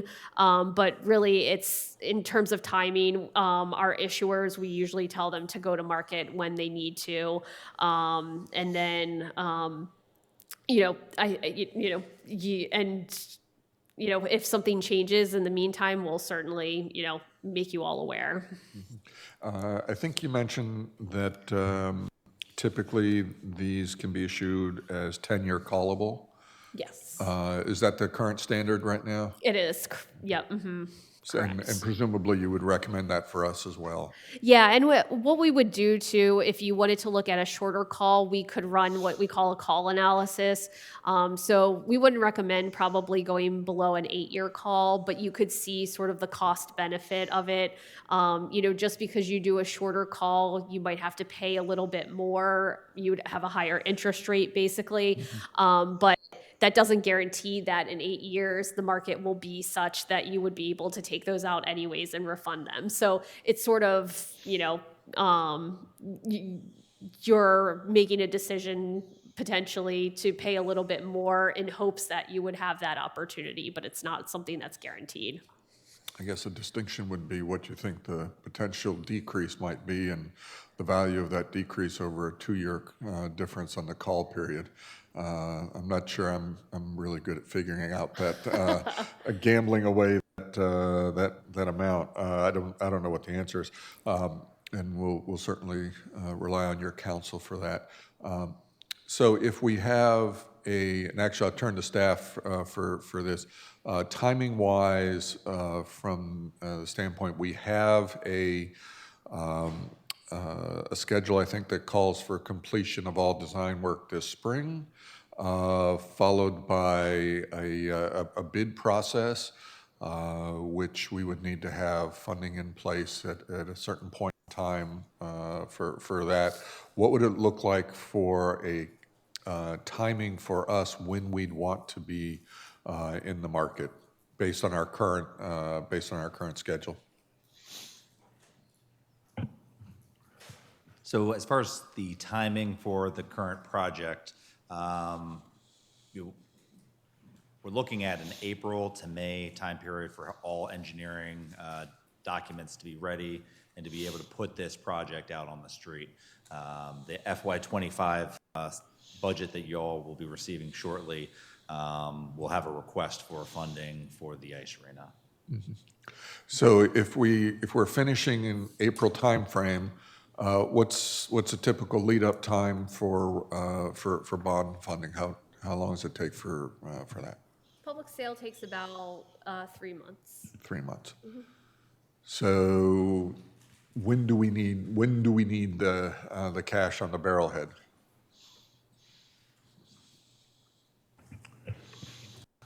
By my estimate, Council, when we will need the cash before we sign the contract for construction, we'll need to have that money appropriated and the funds available. And let's war game the timing here, all right? So Nick mentioned that we're gonna have, it's his intent to have all the documents that we would need to bid out the contract in April. Our bid process is 60 to 90 days. And so that puts us in late July for sure. And then it's gonna be at least a 2 or 3 week turnaround as we review the bids and determine which one's the best and most responsive. So that puts us at a contract awarding, if we're fortunate, at the end of August, 1st of September. And we would have to have the funding available, in my mind, by that time or within 30 to 40 days of the contract being awarded. I know we awarded the contract before in the summer. And we went to New York and fell on our swords for the bond ratings in September and October. But, I suspect that when we're bringing a contract to you all for consideration, we will already have done our thing in New York and try to get the lowest rate so that when you award the contract within a 30-day period, we can sign it and we'll have the money in place. So that sounds like if we have a award period of September for the selected vendor after you've done all the due diligence and everything else, that you need cash on hand for that. That means you'd want to be starting your bond process in June, right? Yes. June, July, August, so that you're ready for September, the equivalent plus or minus? Yes, we should be in a position, we should be working on that in June and July, for sure. Okay. Thank you very much. Of course, we wouldn't pull any triggers. Right. Until you all approve a contract and we know how much money we're going to need. Excellent. Quick question back to you on the current market. Yes. Is it busy out there for municipals? Yes, and everyone that we've had come to market competitively has had a lot of bidders. I would say 10 plus bidders. So we've seen really good market reception. I mean, we've had some that have had just under 20 bidders. So municipal paper and high-grade municipal paper, especially in Maryland, has been very well sought after recently. And the numbers that you're speaking of, are those for high grade? Yes. Yep. Maryland typically is very highly rated state across the board. So we have a lot of, just like the city, we have a lot of other AAA entities within the state. So very good market reception. Right. And the market and the rates that they're currently seeing for 30 years is about 5.3. What you used here, or were you a little bit more conservative? We were conservative. Also, as I mentioned, these are taxable rates. So a number of the issuance have been tax exempt rates. So I would say that tax exempt rates we've seen sort of in the upper 3s to 4s. But we did do a taxable piece last week, and it was in the range of what is in this presentation here. Is there any reasonable way to approach these to garner a non-taxable? The tax exempt. Tax exempt. Yeah, and that would be done through the due diligence of your bond counsel, Lindsay Rader. She would review the ice arena project and determine whether or not they could be issued on a tax exempt. So we just ran them taxable to be conservative. that's what you all did the last time. That's what was determined. But if it's determined that you can issue tax exempt, then those rates will come down. So if we just issued them as general obligation, no specific purpose for the city, does Like that? general government. Yeah, does that put us in the realm of being in the tax exempt again? And is it worth doing that? Is there a value downside to doing that?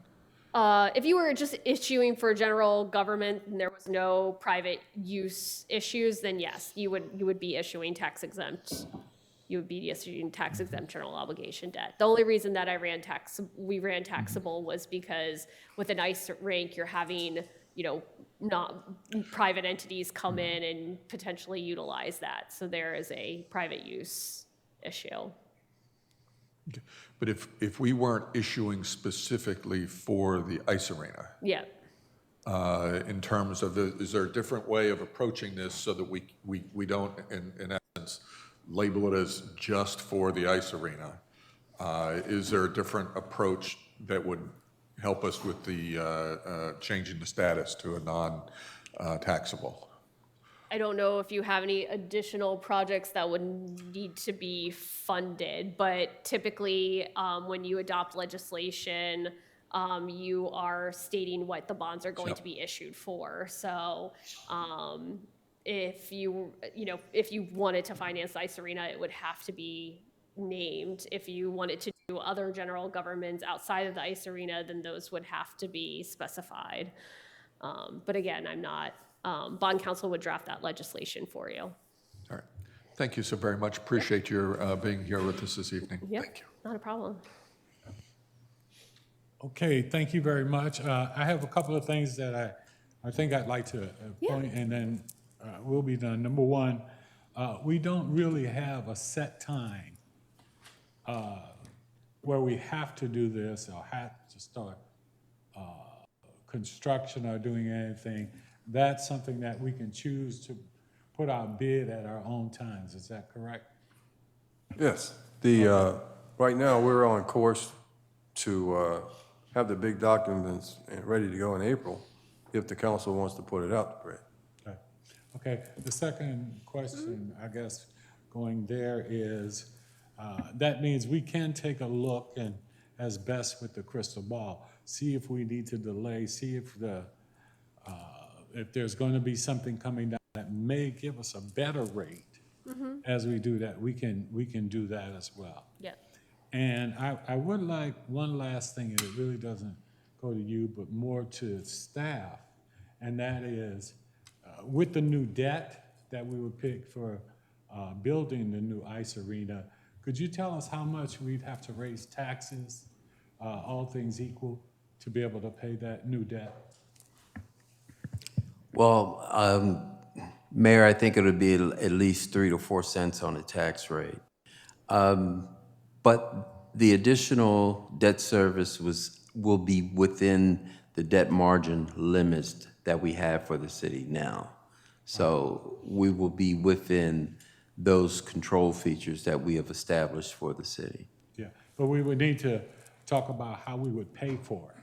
I just want to make sure that we That's include a discussion we need to have, Mayor. Yes, and so we'll need to be able to, as you put forward, I'm just saying, to save some time, as you put forth the budget, to be able to pay for that, I think it would be important to make sure that all of us are aware, and the citizens, how much of an impact we would have on our tax rate, all things considered, to pay that, because I think that would be fair to make sure everybody knows what we're doing there. We'll provide. All right, thank you. Hey, thank you again so very much. I think that was very informative. Some of these things I'm looking at myself. Okay, one moment. One of the things that I've been looking at myself, and I think my friend alluded to it, Mayor Pro Tem, is some of the things we're doing, looking at what's going to happen with the bond rates and where we're going. Councilwoman, you said you had a question now? I did. This is probably more for staff. So are we looking at any other ways of funding this? Anything that may be more creative, any public-private partnerships or anything else to go toward the funding of the ice arena? Yes. Well, we're reaching out to Park and Planning for that reason, but our hopes aren't very high in that respect. They're in their budget process too, and everybody's got limited funding. The only options we have for certain are to either fund it from the fund balance, which would drain the fund balance, possibly, and or borrow the money. And those are our current options right now. And Councilwoman, I would say to you from our thing is, we have been looking to see if we could get additional support, even reaching out to our delegation for that support as well. So I think we have been trying to see if there are other means, and that doesn't mean that there isn't some other creative way that we may come up with, but I think this is a good foundation for us to begin the process and look at it. No other questions? Thank you so very much. Thank you so much. Have a good evening. And if you could, please find that crystal ball.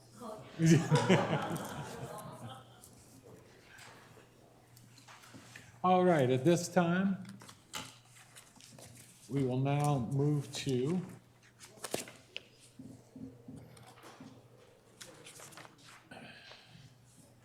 Pointer Ridge Shopping Center update.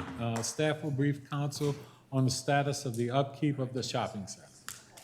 Good evening, Mayor and Council. How you doing? Doing well. Nick Spurgeon, Director for Community Services. I have Jamie Braun here with me this evening. She's the Code Compliance Manager. So we were asked to put together a brief summary on our commercial code compliance enforcement history and strategy with Pointer Ridge Shopping Center. So we have a few slides we'll go through here. Great, thank you. Thank you. So as you can see from this slide, under Rappaport management from 2007 to 2021, we had 17 cases, 4 complaints. 5 of those were building permit violations, 8 trash or open storage violations, 3 tall grass violations, 1 noise complaint. There was 1 rodent infestation that was managed by the health department. So since December of 2021, under KKNB management, there's been 11 cases, 7 complaints, 4 building permit violations, 6 trash, open storage, or exterior building maintenance violations, 1 tall grass violation, and there's been 1 upkeep of store interior managed by DPI, 1 parking and fire lane violation by the police department, 1 no trash can complaint in front of the storefront, and then 1 business type use, again, managed by DPI. Moving on, specific to the county history, a little bit more in depth, the 2 cases from under Rappaport management. 1, the rodent infestation I mentioned before, was at the Dollar Tree. They ended up shutting that facility down for a little bit of time to deal with that so they could, handle the problem and reopen. Food facility complaint at the Pizza Hut. Since 2021, we've had 2 cases, upkeep of a store interior at the Beijing Cafe, and then a use and occupancy permit issue at the Crane Convenience and Tobacco Store. So we're going to go through a couple series of pictures that just illustrate what it looks like as of February 2024, which was one of the last times our code compliance staff were out there doing inspections. So you can see this is the front of the building. Parking lot is in reasonable shape. There are some cracks and whatnot, but it's in decent shape. Right in front of the Dollar Tree. The Pizza Hut, vacant Pizza Hut building. This is the back side of the shopping center.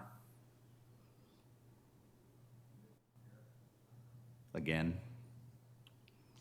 And then we have existing violations. These pictures right here illustrate those violations. One is a pothole. You can see just to the left of the left side of the screen. And then on the right-hand side of the screen, You can see some open storage trash, and both of those are being handled by code compliance as we speak. And like I said, it's really a brief summary as to where we stand with Pointer Ridge Shopping Center, and we just wanted to bring you this information this evening. Okay, at this time, I'll turn it over to Councilwoman Enda Mamadou, who had requested that we review this. Sure. Thank you so much, Mr. Mayor. Good evening, council members, as well as wonderful District 4 residents and all of the rest of the City of Bowie residents. I did request for this agenda item to be added to the agenda so that our wonderful Code Compliance Department could brief us on the status of Pointer Ridge Shopping Center. Over the last couple of years, we've received a number of different types of complaints in regards to Pointer Ridge Shopping Center regarding the upkeep of the aesthetics or some grass or paint chipping or, let's say, cracking along the edging of the facility.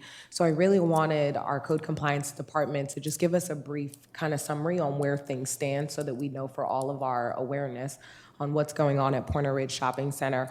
Some of the couple of questions that I have that I want to amplify for the rest of my colleagues is, do we know about the status of the complaints that are with DPI, where those lie right now? Are they do you know where they are in the life cycle of that complaint?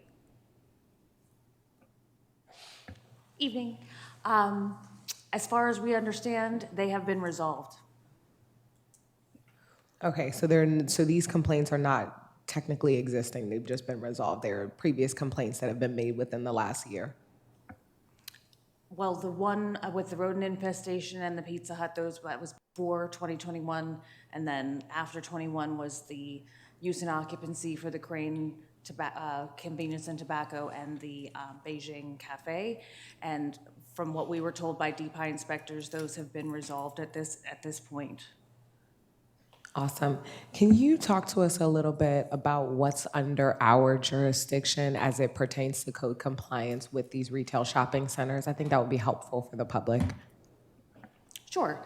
So our responsibility is basic property maintenance to make sure that basically what is required of a homeowner is required of the commercial businesses within the city.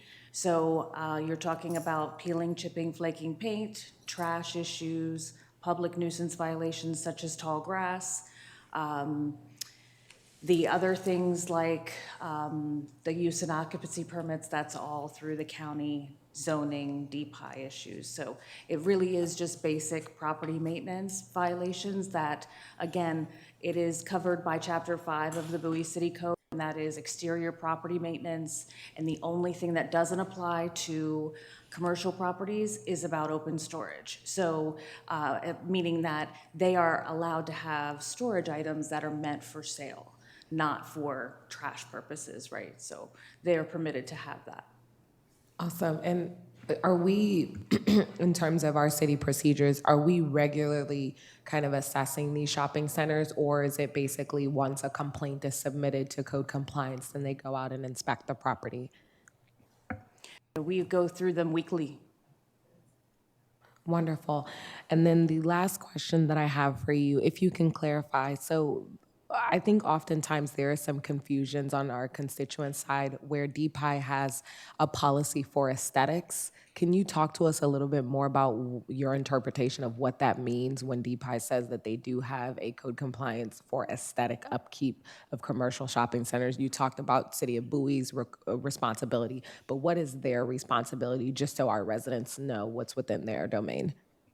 So I can't say specifically, but my understanding is when they're talking about aesthetics, they're talking about how many parking spaces are supposed to be there and how many handicap spots and how the lights are working, the exterior lighting is working, including the parking lot lighting and such.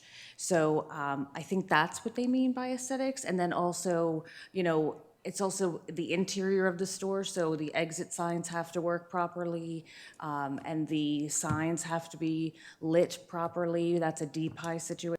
We don't have that authority. If the business is not in business anymore, they have to remove that sign. That's a requirement of DPI as well. So I think that's what they mean when they talk about aesthetics of a business area, especially when you're talking about vacancies and such. And then, sorry, two last questions. Can you talk about the range of our commercial fines in terms of how much they are? Sure. So if it's related to trash and it is close to a residential area, the fines start at $500, but the rest of it is the same as it is for residential. So it's $100 for the first offense, $200 for the second offense, $500 for every subsequent offense after that. Okay, thank you so much for that. We'll add as a point of commentary from my colleagues. Might want to look at increasing that at some point in life, but essentially that's just for consideration. And then the last question I have for you, I've noticed an uptick in storage type boxes or trailers or large trailer vehicles being parked at some of these shopping centers for extended periods of time. Does that violate our code, or is that more DPI, or does it violate anybody's codes? So it's actually, I believe it's a violation of DPI. So the county code specifies what vehicles can be parked on commercial property. The city is only permitted to regulate what vehicles are parked on residential property. We cannot regulate what vehicles are parked on commercial property. So that is something that, as far as, again, my understanding from DPI inspectors is it is not legal for Amazon to park their vehicles at shopping centers or overnight parking of commercial vehicles that don't have business with that particular shopping center. Thank you so much, Mr. Mayor. That's the rest of my comments. Thank you for the presentation. Any other questions from my colleagues? Councilman Steph? Thank you, Mr. Mayor. I just want to echo that I'm very open to looking at adjusting the fines for some of the commercial challenges.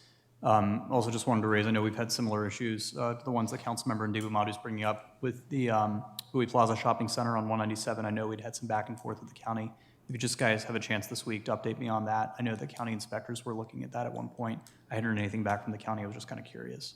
I'm also wondering to what extent, this isn't something we're going to solve tonight, but maybe worth having a follow-up conversation, maybe with DPI as a guest of our meeting, to talk a little bit about ways in which we could either work collaboratively or take a look at the existing challenges that we tend to have with a lot of these shopping centers, and just see if there's any low-hanging fruit that we might be missing as far as like enforcement opportunities and how best to communicate those with DPI.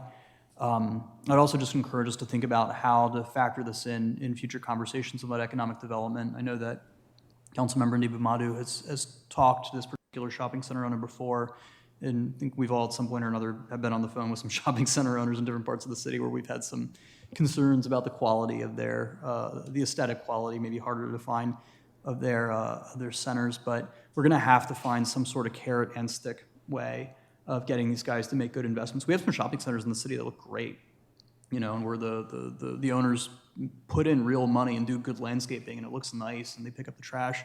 We have some others where we seem to have some perennial challenges, and we're just going to have to put our heads together and think about some carrot and stick approaches to this, because if we come out with sticks, in my experience, that doesn't tend to encourage them to make better choices in the long term, other than just dealing with the problems that we raise. Thank you. Any other questions for Councilmember? Councilmember Brady, then I'll go back to you. Thank you, Mayor. Just to follow up on the question about aesthetics and what have you. You know, when talking about aesthetics, you quite often think of what it looks like visually. Is it appealing? Is it pleasing? But when it comes to code, it's a little more exacting, if I understand it. But the question I really want to go at is, does the issue of aesthetics deal with things like the condition of the parking field, whether the stripes on the designating the parking spots, you can't see them anymore. Does that fall under the aesthetics, or does that fall under something like site plan approval? I imagine, I'm not sure, but I imagine that would probably come under site plan approval and a DPI enforcement. I did forget a couple of things here. There are the storage outside of these, you know, the dollar store and some other stores, Big Lots, they like to have their displays outside. That is permitted by the county zoning ordinance. They are permitted to have those things within 6 feet of the building and such. And I know that the new zoning ordinance also allows for the sandwich board signs now that never used to be allowed prior to that zoning ordinance coming into effect. So the sandwich board signs that, you know, people will, you know, have advertisements on or chalkboard things on there, those are now permitted to be put out front of the stores as well. So things that may not have been historically permitted are now permitted because times have changed and the zoning ordinance has changed over the years. Okay, I appreciate that. With respect to the parking, overnight parking of large vehicles, you said that if they're associated with the store, they can possibly be there, but otherwise they're in violation. So that, as an example, and I don't mean to cite this to detract from the merchant, but Walmart, quite often I'll see a Walmart tractor trailer rig parking there, and I would assume on your definition that would be permissible. But if it's an overnight, you know, you name the overnight hauler, if they're in their park, that's illegal? Is that, am I interpreting that right? That is my understanding. I am not an expert on the county zoning ordinance. I apologize for not having that information for you, but it is my understanding that if it is in connection with business that is being done on the property, even if it is a Walmart who has their driver parking overnight, they're permitted to have them. Now, for longer periods of time, if it lasts for more than X number of hours or days, I don't know about that individually, but yeah. On the one side, it seems good that they're allowing the vehicle associated with the tenant to be there, but from an outside observer, they can't distinguish between the two, so they see a violation all the time. So it's just kind of confusing. It's legally permissible, but it's confusing to the public. And I know for the longest time, I haven't seen them in a while, but for the longest time, there was a tractor trailer that would sit on the northeast side of Mitchellville Road at Pillar Lane for overnight parking. It hasn't been there for a couple of years, but for a long time, every couple of weeks or a month or two, he'd show up and park overnight. And when I was on the council, we complained, and at least it looks like he may have moved on with what he was doing. My last question, are all shopping centers in the city of Bowie covered by an approved site plan? Because I believe I thought Point Ridge Plaza was not, because there was an issue when I was on the council previously about things that went on there, and the answer we get back was, well, there's no site plan approved, so, you know, the rules don't apply to it. So am I mistaken by that? I don't have the 100% answer on that. I know that some of the old shopping centers do not have site plans, detailed site plans. So they go under the rule of what was permitted at the time. Right. And if the county has added any restrictions onto that. But I will say, because of the zoning ordinance amendment, a lot of things have changed. For instance, Walmart used to have a CSC, which was a commercial shopping center designation. Right. It now does not. It has something called CG, I think is what it's called. And essentially what they are operating out of that location is not permitted by the zoning ordinance. But, you know, of course, I'm sure it was grandfathered in, and I'm sure they have some restrictions. I don't know specifically, but, you know, we just went over with the planning director about, you know, the zoning, and because of the zoning changes, a lot of things have come up that are, you know, different from what they used to be years ago. Okay, thank you, Mayor. Any other questions? Councilmember Mamani? It was just, thank you, Mr. Mayor. The last thing is just a request to echo Councilmember Stev to invite DPI to a future council hearing so that we can have a collaborative discussion. I think I see where the confusion is coming from on the resident side. If you do go to DPI's public-facing website, it does state Prince George's County Property Maintenance Code requires commercial and industrial property owners to maintain and keep their properties free of trash, litter, and debris, including building exteriors and parking areas like businesses shown above. The county code applies to all areas of Prince George's County with the exceptions of properties located within the municipal boundaries of the city of Bowie and Hyattsville. Contact the city office if there are concerns in either municipality. And so I think that's possibly what's causing the confusion on the resident side, where they're thinking, you know, I call the county, but the county's clearly telling them to call the city of Bowie, and if you're within the city of Bowie, then just call us. So maybe we might want to kind of delineate why they're saying that and probably help provide some clarity. Thank you. Having said that, I know it's a little longer than anticipated, but as I was talking about a little earlier, there is a stepped-up enforcement blitz by DPI that is being initiated by the county. Now, what I'd like to do is just read really quick some of the things that they're addressing. The reality is, it's for them to address them, though, DPI. We have to let them know, the community has to let them know that there is a problem. So it's about getting everyone to voice out, bring to the city itself any of the issues they see so that we enter DPI so that they can be addressed. And really quickly, you know, some businesses, they say they will be able to bring up to code compliance, work with, and others, they are simply gonna shut down because they're illegal. And just to read this list really quickly, for those who are listening and watching, and for the council members, I think it's important, we encourage all of our citizens to participate and provide that information. And those that can be brought up to code are unpermitted residential hair salons, barber shops, or nail salons, food trucks vending on side of public roads, tax preparation business in your home, unlicensed room and boarding house rentals, unlicensed day or elder care, and operating a store from your home.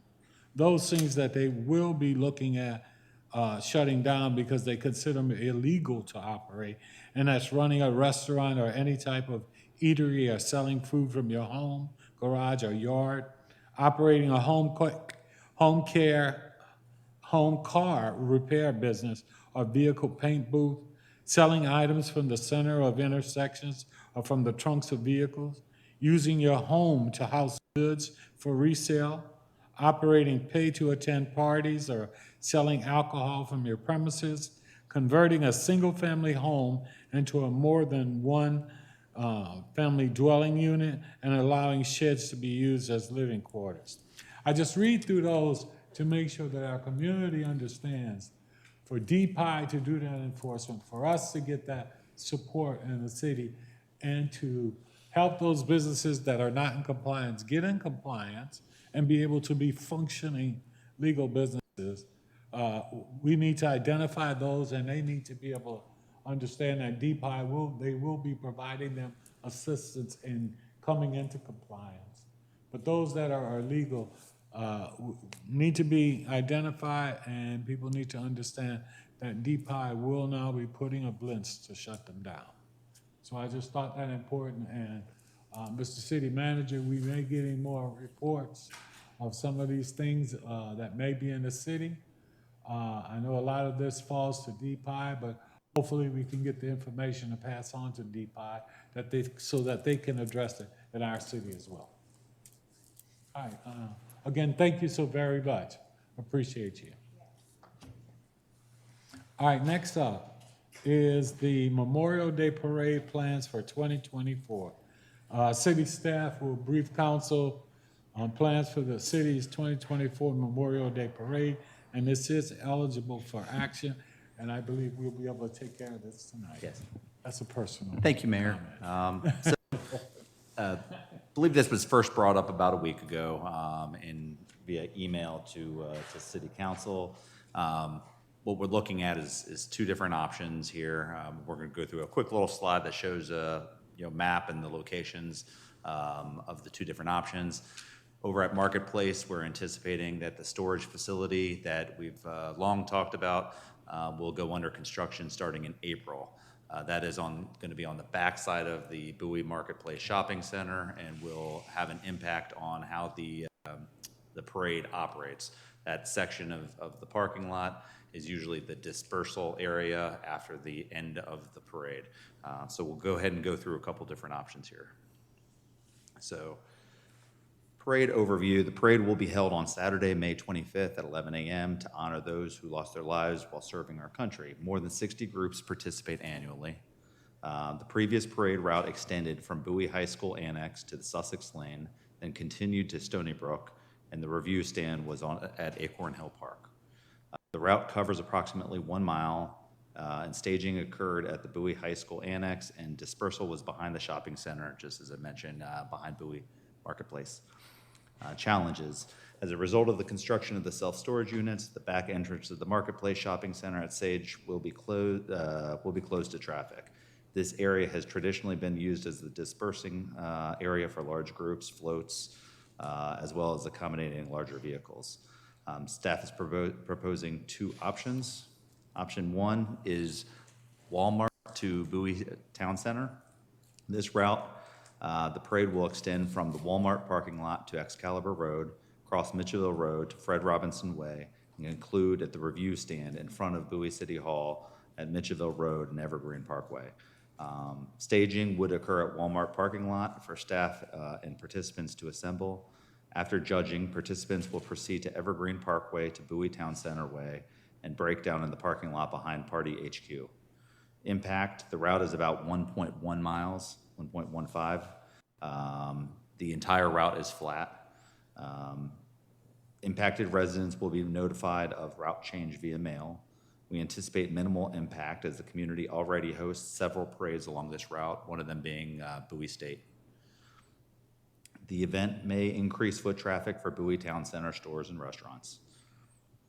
Option two is Bowie High School Annex to Stony Brook Drive. The parade will extend from Bowie High School Annex to Sussex Lane and will conclude at the review stand at the corner of Sussex Lane and Stony Brook. That's right where the PNC Bank is. Staging would occur at the Bowie Annex lot for staff and participants to assemble. After judging, participants would proceed to Stony Brook Drive and break down on the street. So in this particular option, we would be closing down Stony Brook Drive for about a quarter of a mile to allow for the dispersal. The route is approximately 3/4 of a mile long. Residents would be able to enter from the west side of Stony Brook Drive, turn right to exit while allowing parade participants to break down and safely disperse. This option will result in a shorter parade route and a greater bottleneck at Stony Brook Lane and require additional staff and police to ensure safety. The Marketplace will not permit the city to utilize the main parking area due to the impact on customer parking. Staff recommends we utilize parade route option one from Walmart to Bowie Town Center this year. The proposed route is used for parades, Bowie High School and Bowie State University. It offers the most convenient route for viewers and staff. The new route provides ample space and a safe environment for staging, breakdown, and dispersal. It is a flat route with no hills, alleviating concerns for parade participants. There are a few major intersections to be covered by the Bowie Police Department. There is ample parking available at both ends of the parade route, and both Walmart and Bowie Town Center are supportive of partnering with the city of Bowie for this event. That's what I got. Okay, hey, thank you for that, and thank you for having the foresight of looking at what we may have encountered had we stayed with the same route and the challenges we were faced. I like the proposals from you, but at this point, I will ask if any of my colleagues have any questions. Go ahead, Councilwoman Rogers. Thank you, Mr. Mayor. I appreciate it. So I actually participated in the parade last year, and let me tell you what makes it different for me between there and then going down Excalibur is the sense of community, because you're going past homes where people live in the Bowie community. And going down Excalibur, I mean, it's a fast road, and it's not like you have the little houses sitting there and people are sitting in their front yard or on their porch or just on the sidewalk. So in my mind, it's a matter of, where you start and where you end. And maybe you end where you start and you just kind of change the route a little bit. But I just really like that sense of community that happens when you go in. And I understand the concern about the construction. But when I say end where you start, is maybe you end at the high school rather than behind the shopping center. Now, I haven't mapped it out, and I'm sitting here at 10:20, and I may not even make any sense, but I just like the sense of community. Thank you, Mr. Mayor.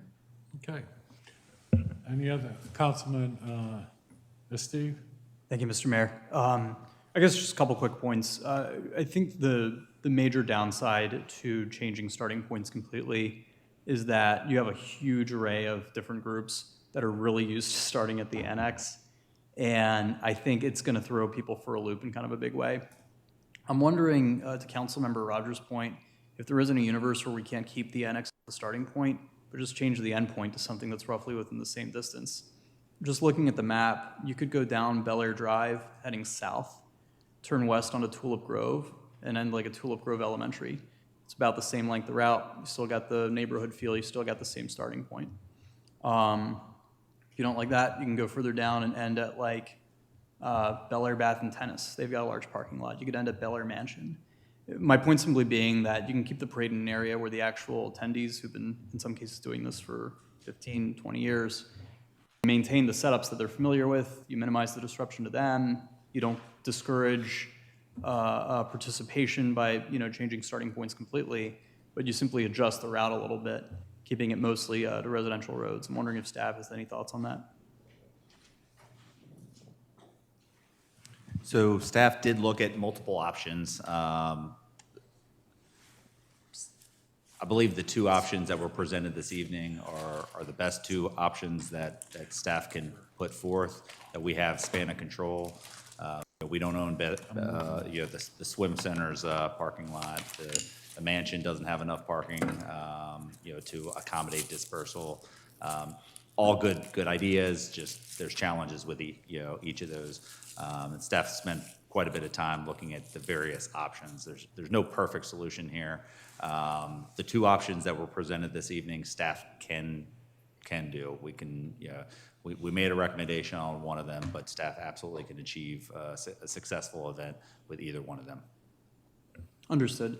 And for participants as well, there's a lot of muscle memory with this. I mean, every time we move a voting location or change the starting point of like a marathon, like half the people go to the original spot. Sure. And so I think there's just something I'm trying to figure out. Has staff looked at or talked specifically to anyone at Tulip Grove to see if that might be an option? No, we have not talked to the elementary school, no. Would staff be willing to reach out and see if they Sure. can have that conversation? Okay.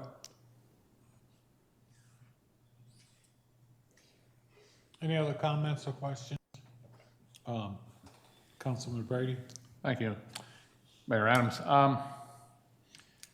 This is being driven by the construction occurring on Marketplace, correct? That's correct. Is this going to be, in all expectation, limited to this year's parade? Or are we looking to the future where, regardless of the construction, they're not going to let us use the property? It's too early to say. I can tell you that Bowie Marketplace has not been interested in us using the front part of their parking lot because it will impact customers. The backside traditionally hasn't been a problem because there hasn't been a whole lot of customer base back there. You have Cheney Tire, and I believe that's it. Now with another commercial entity back there, I suspect that they would adopt their same philosophy and not want to impact the customer base back there. And what's the new entity in the back? It's a storage facility. And the storage doesn't have a lot of foot traffic. It's not like the front of the shopping center. So I think it would be kind of what we've seen all along. And the reason I asked this question and go down this route is Councilman Steve made the comment about memory, people remembering it. People are used to it. We've been doing this 20, 25 years now, starting at the annex and finishing up at Acorn Hill Park. So that if we are looking to relocate permanently, that's a different issue. But if it's just 1 year, I'm wondering if we couldn't just shorten the route and basically cordon off there by Park and Planning, the community center, and have that as the end area. We'd be blocking off that section of the road anyways. And let me finish. And relocate the parade review stand from Acorn Hill Park to Sussex Lane. And just basically go down, and when you make the turn, that's the end of the parade, and everyone can start deparking there. That's the option 2 that was provided. That's what? That's option 2 that was provided in the slide. I thought option 2 went to... It's right at the corner where PNC and the community center. I misread that. Yeah. Okay, then I'm it's a great idea, sir. No, I heard something else was thrown out when you were describing it, so you got me off course. I'm sorry. No, you're good. Thank you. Okay. Then I'm supportive of option 2. Understood. Any other comments? Mayor Pro Tem? Thank you, Mr. Mayor, and I too would want to strongly step in on the option 2. I think the notion that it is feels like community, and there is the tradition of the event, and I think that that's something that makes the community part of what it is today and keeps it going. Certainly, we'll have to figure out what the future holds, post construction and the like.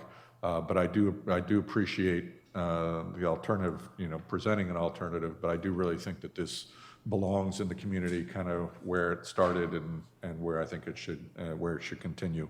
I think there also is another issue too, which is it's a lot easier to communicate to guests and to participants that it's going to be same place, same time, shorter, as opposed to different place, different time, location with which people aren't familiar, and particularly the circumstance when we don't have it as a permanent change. So I'm very much in favor of keeping it where we have it now. So thank you. I think so far we've got at least 4 people for number 2, correct? That's where we are. I just want to give everybody their chance to comment. Any other comments? I think I will ask for a consensus on those who feel number 2 is optimal. Yes.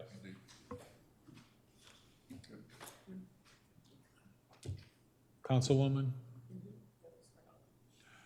So, it's unanimous. And we took care of that tonight. All right. But thank you for the other option as well. The one thing we do need to keep in mind that was brought up is that we will need additional police support on doing this. So that will be a challenge for us, and we'll need to make sure that we do what we need to support that, okay? All right, thank you, Donna. Appreciate it. Thank you. All right, next item. Bowie strategic plan discussion. Council will discuss the scheduling and format for the city's strategic plan. Councilwoman, I know you had talked about doing it, but I'd like to kind of start off with council and give you an idea of where I was initially going with this. Hey, good night. I may have talked to several of you before about my thought on how to proceed with the council. I really wanted us to have an opportunity to get together, to get to know each other. And so I was looking at basically an opportunity for us to do that and then go into a strategic planning session. My initial thought was for us to get on a bus all together, and that the major council members from each of their district, we take a short tour through the city and have them talk about to us as we're on the bus and take a look what they believe and their feelings on what the major issues are in their communities, you know, within their districts. And for those of us broadly, being able to talk about that too. It gives us a chance to really hear from the council members on what they think, what's mattering to them, what they think the issues are, that we can all hear those. And then after doing that and having an opportunity to spend the morning taking that tour and being together and just discussing what the issues are that we see within the city, then coming back and then doing basically a strategic planning session. You know, and that way we will have talked about seeing what everybody's looking at and then be able to sit and talk and maybe even at that time look at getting someone to help facilitate. Yes, ma'am. Mr. Mayor, I don't want to rain on anybody's parade, but there are Open Meetings Act considerations with a discussion of those sorts of things in a closed environment to which the public has no access. So what would we need to do to be able to do it? I'm sort of thinking outside the box here, but if you wanted to take a bus tour like that, I suppose you could set up a Zoom or Teams kind of connection so the public could listen and observe. Okay, now if we were to go upstairs and say we were having a strategic planning session, would that be a part of the open meetings as well, correct? It would. All right, if we were to simply do a team building. That you can do. So I can get on the bus and do a team building Yes. with everyone and address whatever we need to. And that would be the team building in the morning. And then we could come back for strategic planning in the afternoon. Yes. Feel Thank free. you, Mr. Mayor. Councilwoman, go ahead. Thank you very much. So I started down this road of strategic planning probably back in the late 80s, where the person that I worked for actually was he attended the Citadel, so it was very much into military strategy. So we started strategic planning long before the federal government even started thinking about it. But what I hear is two things, really. One is, yes, we do need to have a retreat for the council to do some team building and get us more aligned and focused. That's number one. So that's a separate thing. I'm going to put that over on this side. When we talk about strategic planning, there has to be a component that allows the residents, the citizens, to engage. And that can be a public facilitated opportunity where they're invited to maybe Ken Hill or the South Bowie Community Center or other places where there's an opportunity for them to sit down through a facilitated discussion and talk about what their vision is for the city of Bowie. But what I was thinking more for us is, obviously we know that strategic planning is an ongoing process. It doesn't happen once, it's a continuous process. We also know that it creates a map, a roadmap with a vision and a strategy to achieve that vision that should impact not only the council, but the city staff, the city committees, and the residents of Bowie.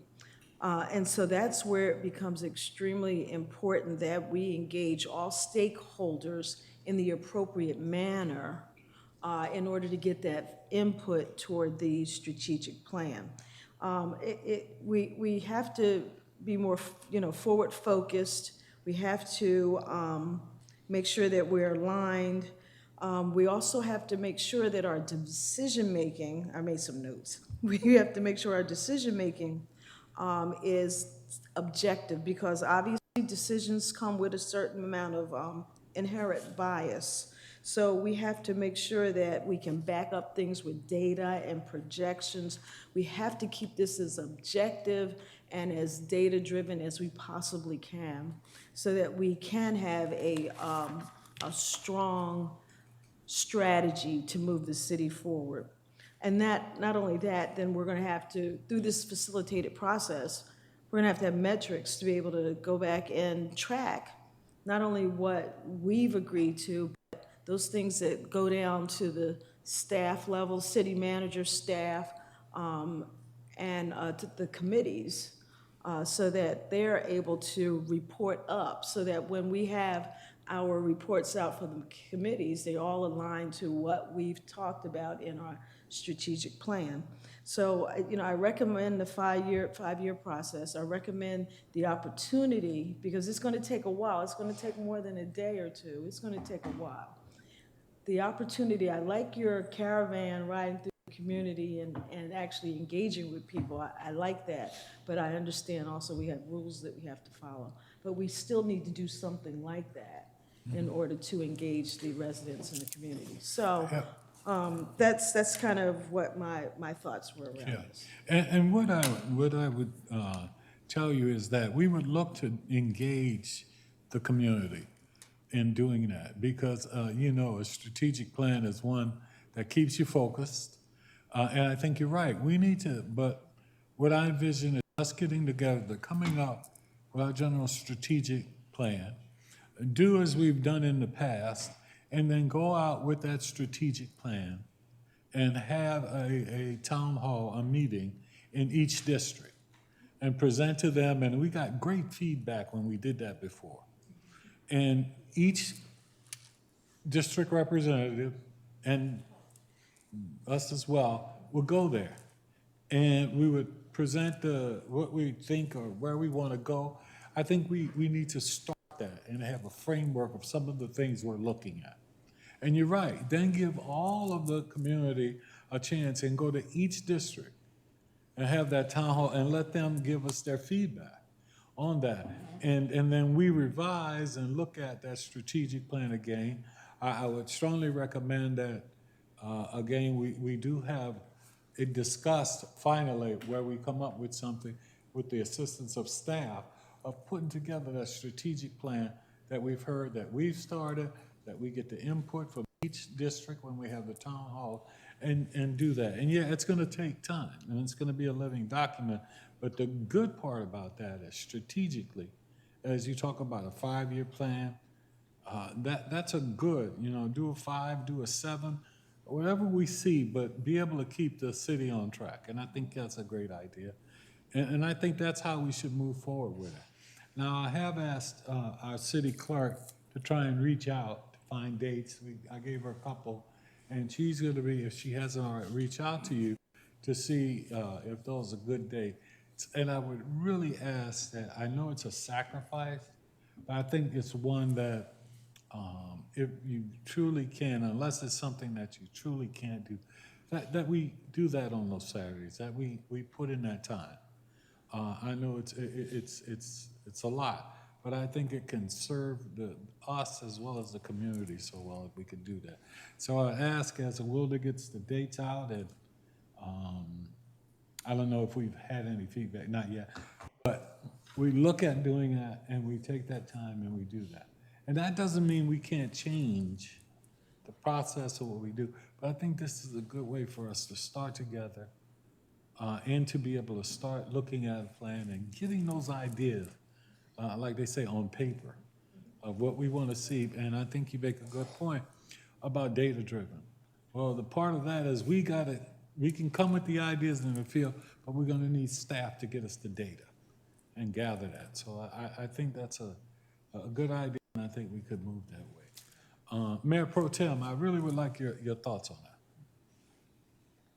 Well, I think one of the things we need to focus on is some process around this, and I think this may be a bit of what was missing in some of the past efforts. We didn't have a agreed upon process, something that was structured for laying out a strategic plan in terms of keeping it simple with a maybe teamwork. I had team building. That's Moxnix for me. I don't know. I guess I'm not into big group hugs quite as much. I don't know. But I do think that there is. I do think we need to kind of figure out a process so that we end up with something that is actually tangible and that's workable and that actually has some operational value. Because I do think we spend a lot of time, just talking without a lot of structure. We're not going to end up with anything that we can live with, that we can point to and have direction on. So I do think that we ought to at least consider some opportunities for that. I look to my to colleagues. I don't know if we need somebody to come in and do some Absolutely. doing some leadership on it for us. Facilitator, excuse me. They don't want to be called leaders. They want to just be facilitators, and get a facilitator in, not so much for the content, but just for some structure. And I'm not sure if there's something that we could have as a target for what it looks like. What does good look like? What does success look like? I think we ought to have that in mind before we get too far afield on this. Go ahead. No, go ahead. Well, thank you, Mr. Mayor. Councilwoman. Thank you very much. The other thing I want to mention is that your strategic plan should also drive your budget decision-making. And I'll get back to the process. There has to be a clearly defined process with a facilitator to make sure that this happens and that it's executed on. But before we can even get to that point, we have to have the commitment of the council that this is something that we're going to do and we're going to commit. It's just like the mayor mentioned, a Saturday or a few Saturdays. Yes. Where we sit down and we talk through this thing, because it helps us in the long run. We'll all start talking the same message. Everybody will be pointed in the same direction. You won't have a lot of variances in your budgets because you've already talked about the direction you want to go into. And it also helps with innovation, because as you sit down and you look at things and you start discussing them, you might bring in some experts, and it gets you thinking differently about how the future may look. So putting that, structure box around that is going to be very important. So thank you, sir. And I would add one last thing. Oh, go ahead, Councilman. Thank you, Mayor Adam. First off, I think we need to split the two issues. Any organization, especially once it's newly formed, does need to do some team building and what have you. And I think that goes without saying, not to say that we need it, but it's always beneficial and helpful. And I think we ought to go down that as one path to improve our relationship, to improve our understandings of one another, where we're going, what have you, on a personal level. But I think that is separate and independent of the issue about strategic planning, because strategic planning really deals with the city as a whole, the city government, the budget, the amenities, the people who live here. So I think we should look at that separately and concentrate. Now, we don't need to reinvent the wheel, because many groups have done this. I think this would, if memory serves me, this would be the third one I've sat through as a council member. I know when I was on MML, we did a strategic plan for MML. It was a little more focused, more concentrated, so we didn't have to do it. But one of the key things, I think, and it's nice when you're talking about going to the different districts, but my concern there is one district's going to be focused on what they need alone, but and sometimes they won't tie together and come together. But what I think you need to do is hire a professional to run it, to help staff organize it, have staff do much of the labor, but then break down into different focus groups. And the ones that immediately come to mind are recreational groups. Have them come in and have a focus and have input on the strategic plan. Faith-based groups in the city and churches, seniors, and believe me, seniors will tell you what they think the future ought to be. Businesses, because what we do as a government, what we do as the citizens has an impact on government. Our youth, our city committees, all of these would be separate focus groups that pull together by the facilitator to start pulling stuff together, and it would be an iterative process. It's not like we're going to sit here and say, hire a facilitator, staff go do it, come back and bring us the final product. We will be involved in the evolution of the final thing.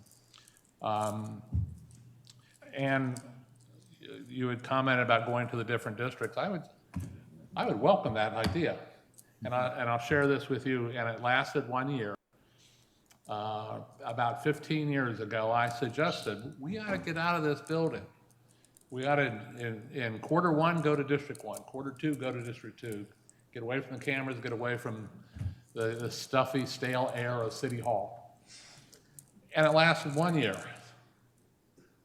That wasn't supposed to be funny. And I would welcome, I think we got to do that just as a course of our actions throughout the year, have it. So I think, and that is separate and independent of, as I said, we don't need to reinvent the wheel.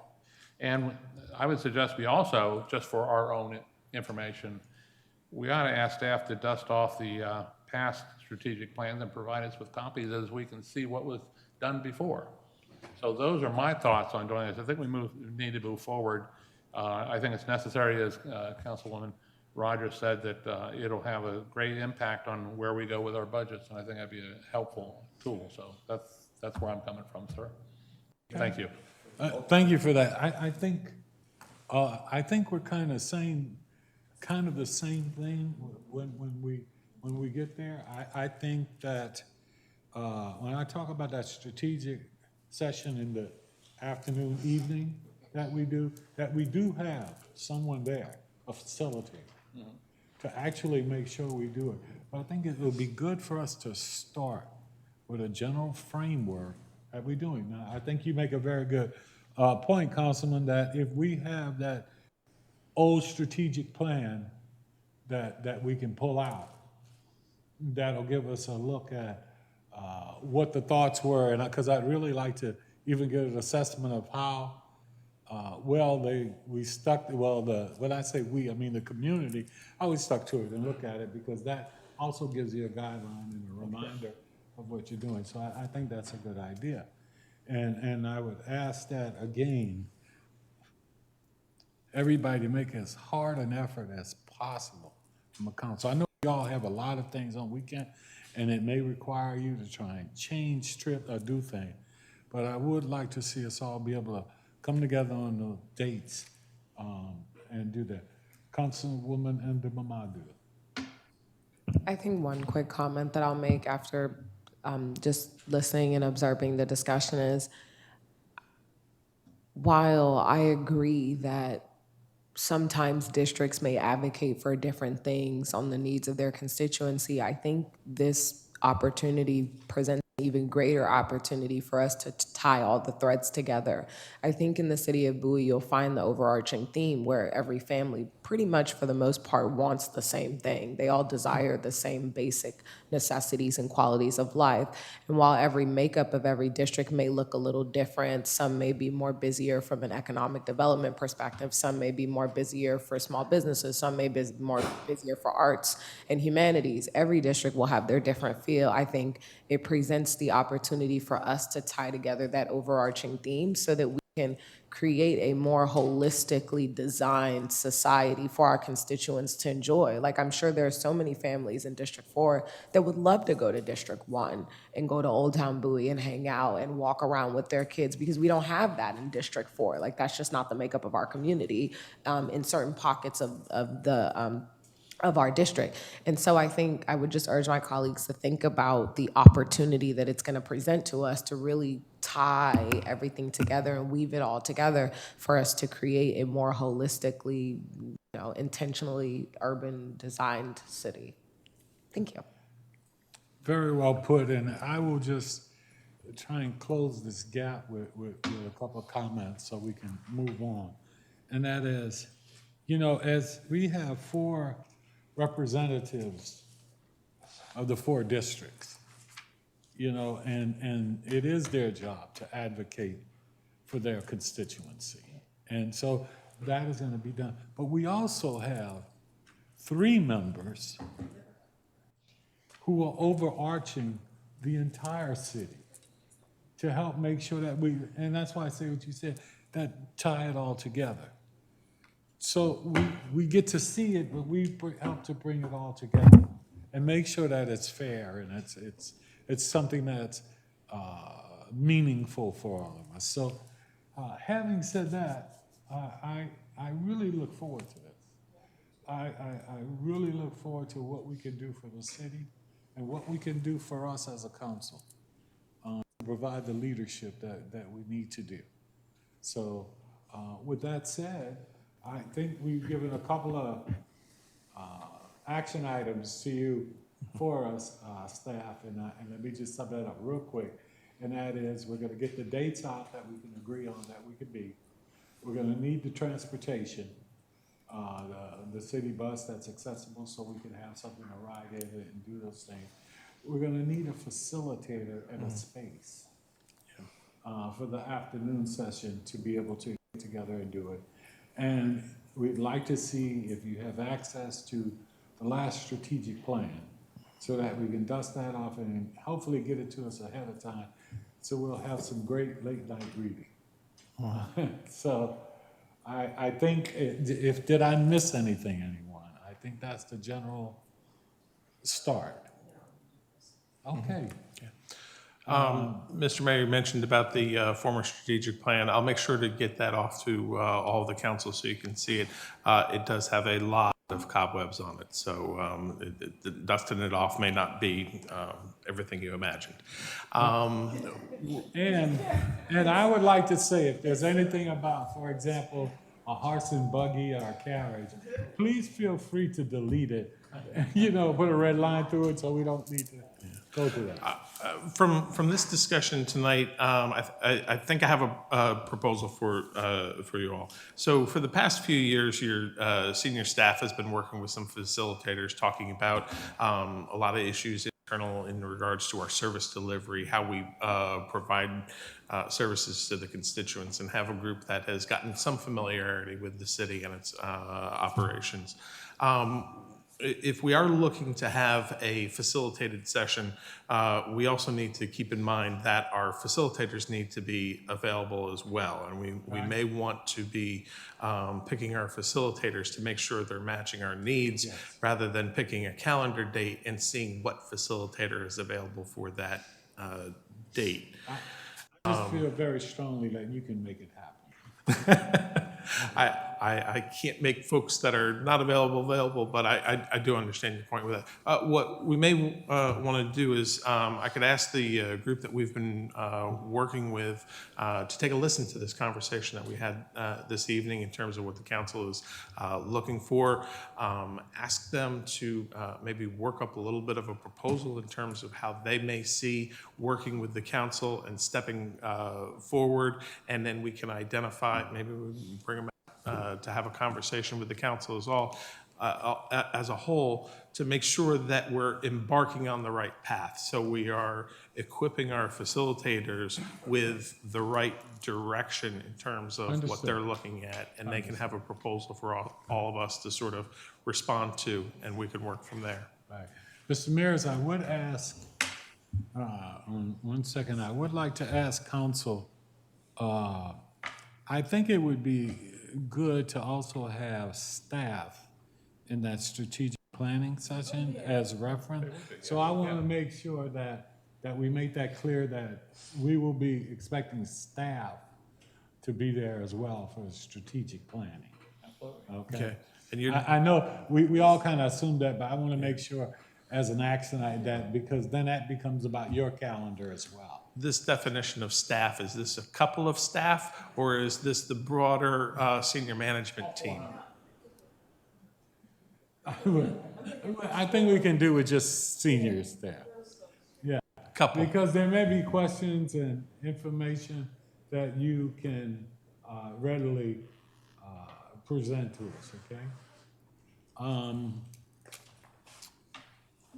I think that I would also say to council, to assist staff, if you know of competent facilitators, please provide them to staff so that they can vet them and look at them, but also give them a bigger pool if you know of some. I think that would be helpful as well.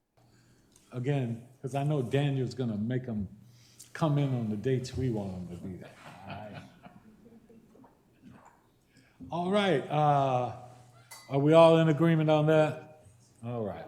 So at this time, I would open the floor for a motion. Mr. Mayor, I'd like to make a motion to adjourn to closed session under the statutory authority of the Maryland Annotated Code, General Provisions, Article 3-305B1, to discuss the appointment, employment, assignment, promotion, discipline, demotion, compensation, removal, resignation, or performance evaluation of appointees, employees, or officials over whom this public body has jurisdiction, and any other personnel matter that affects one or more specific individuals.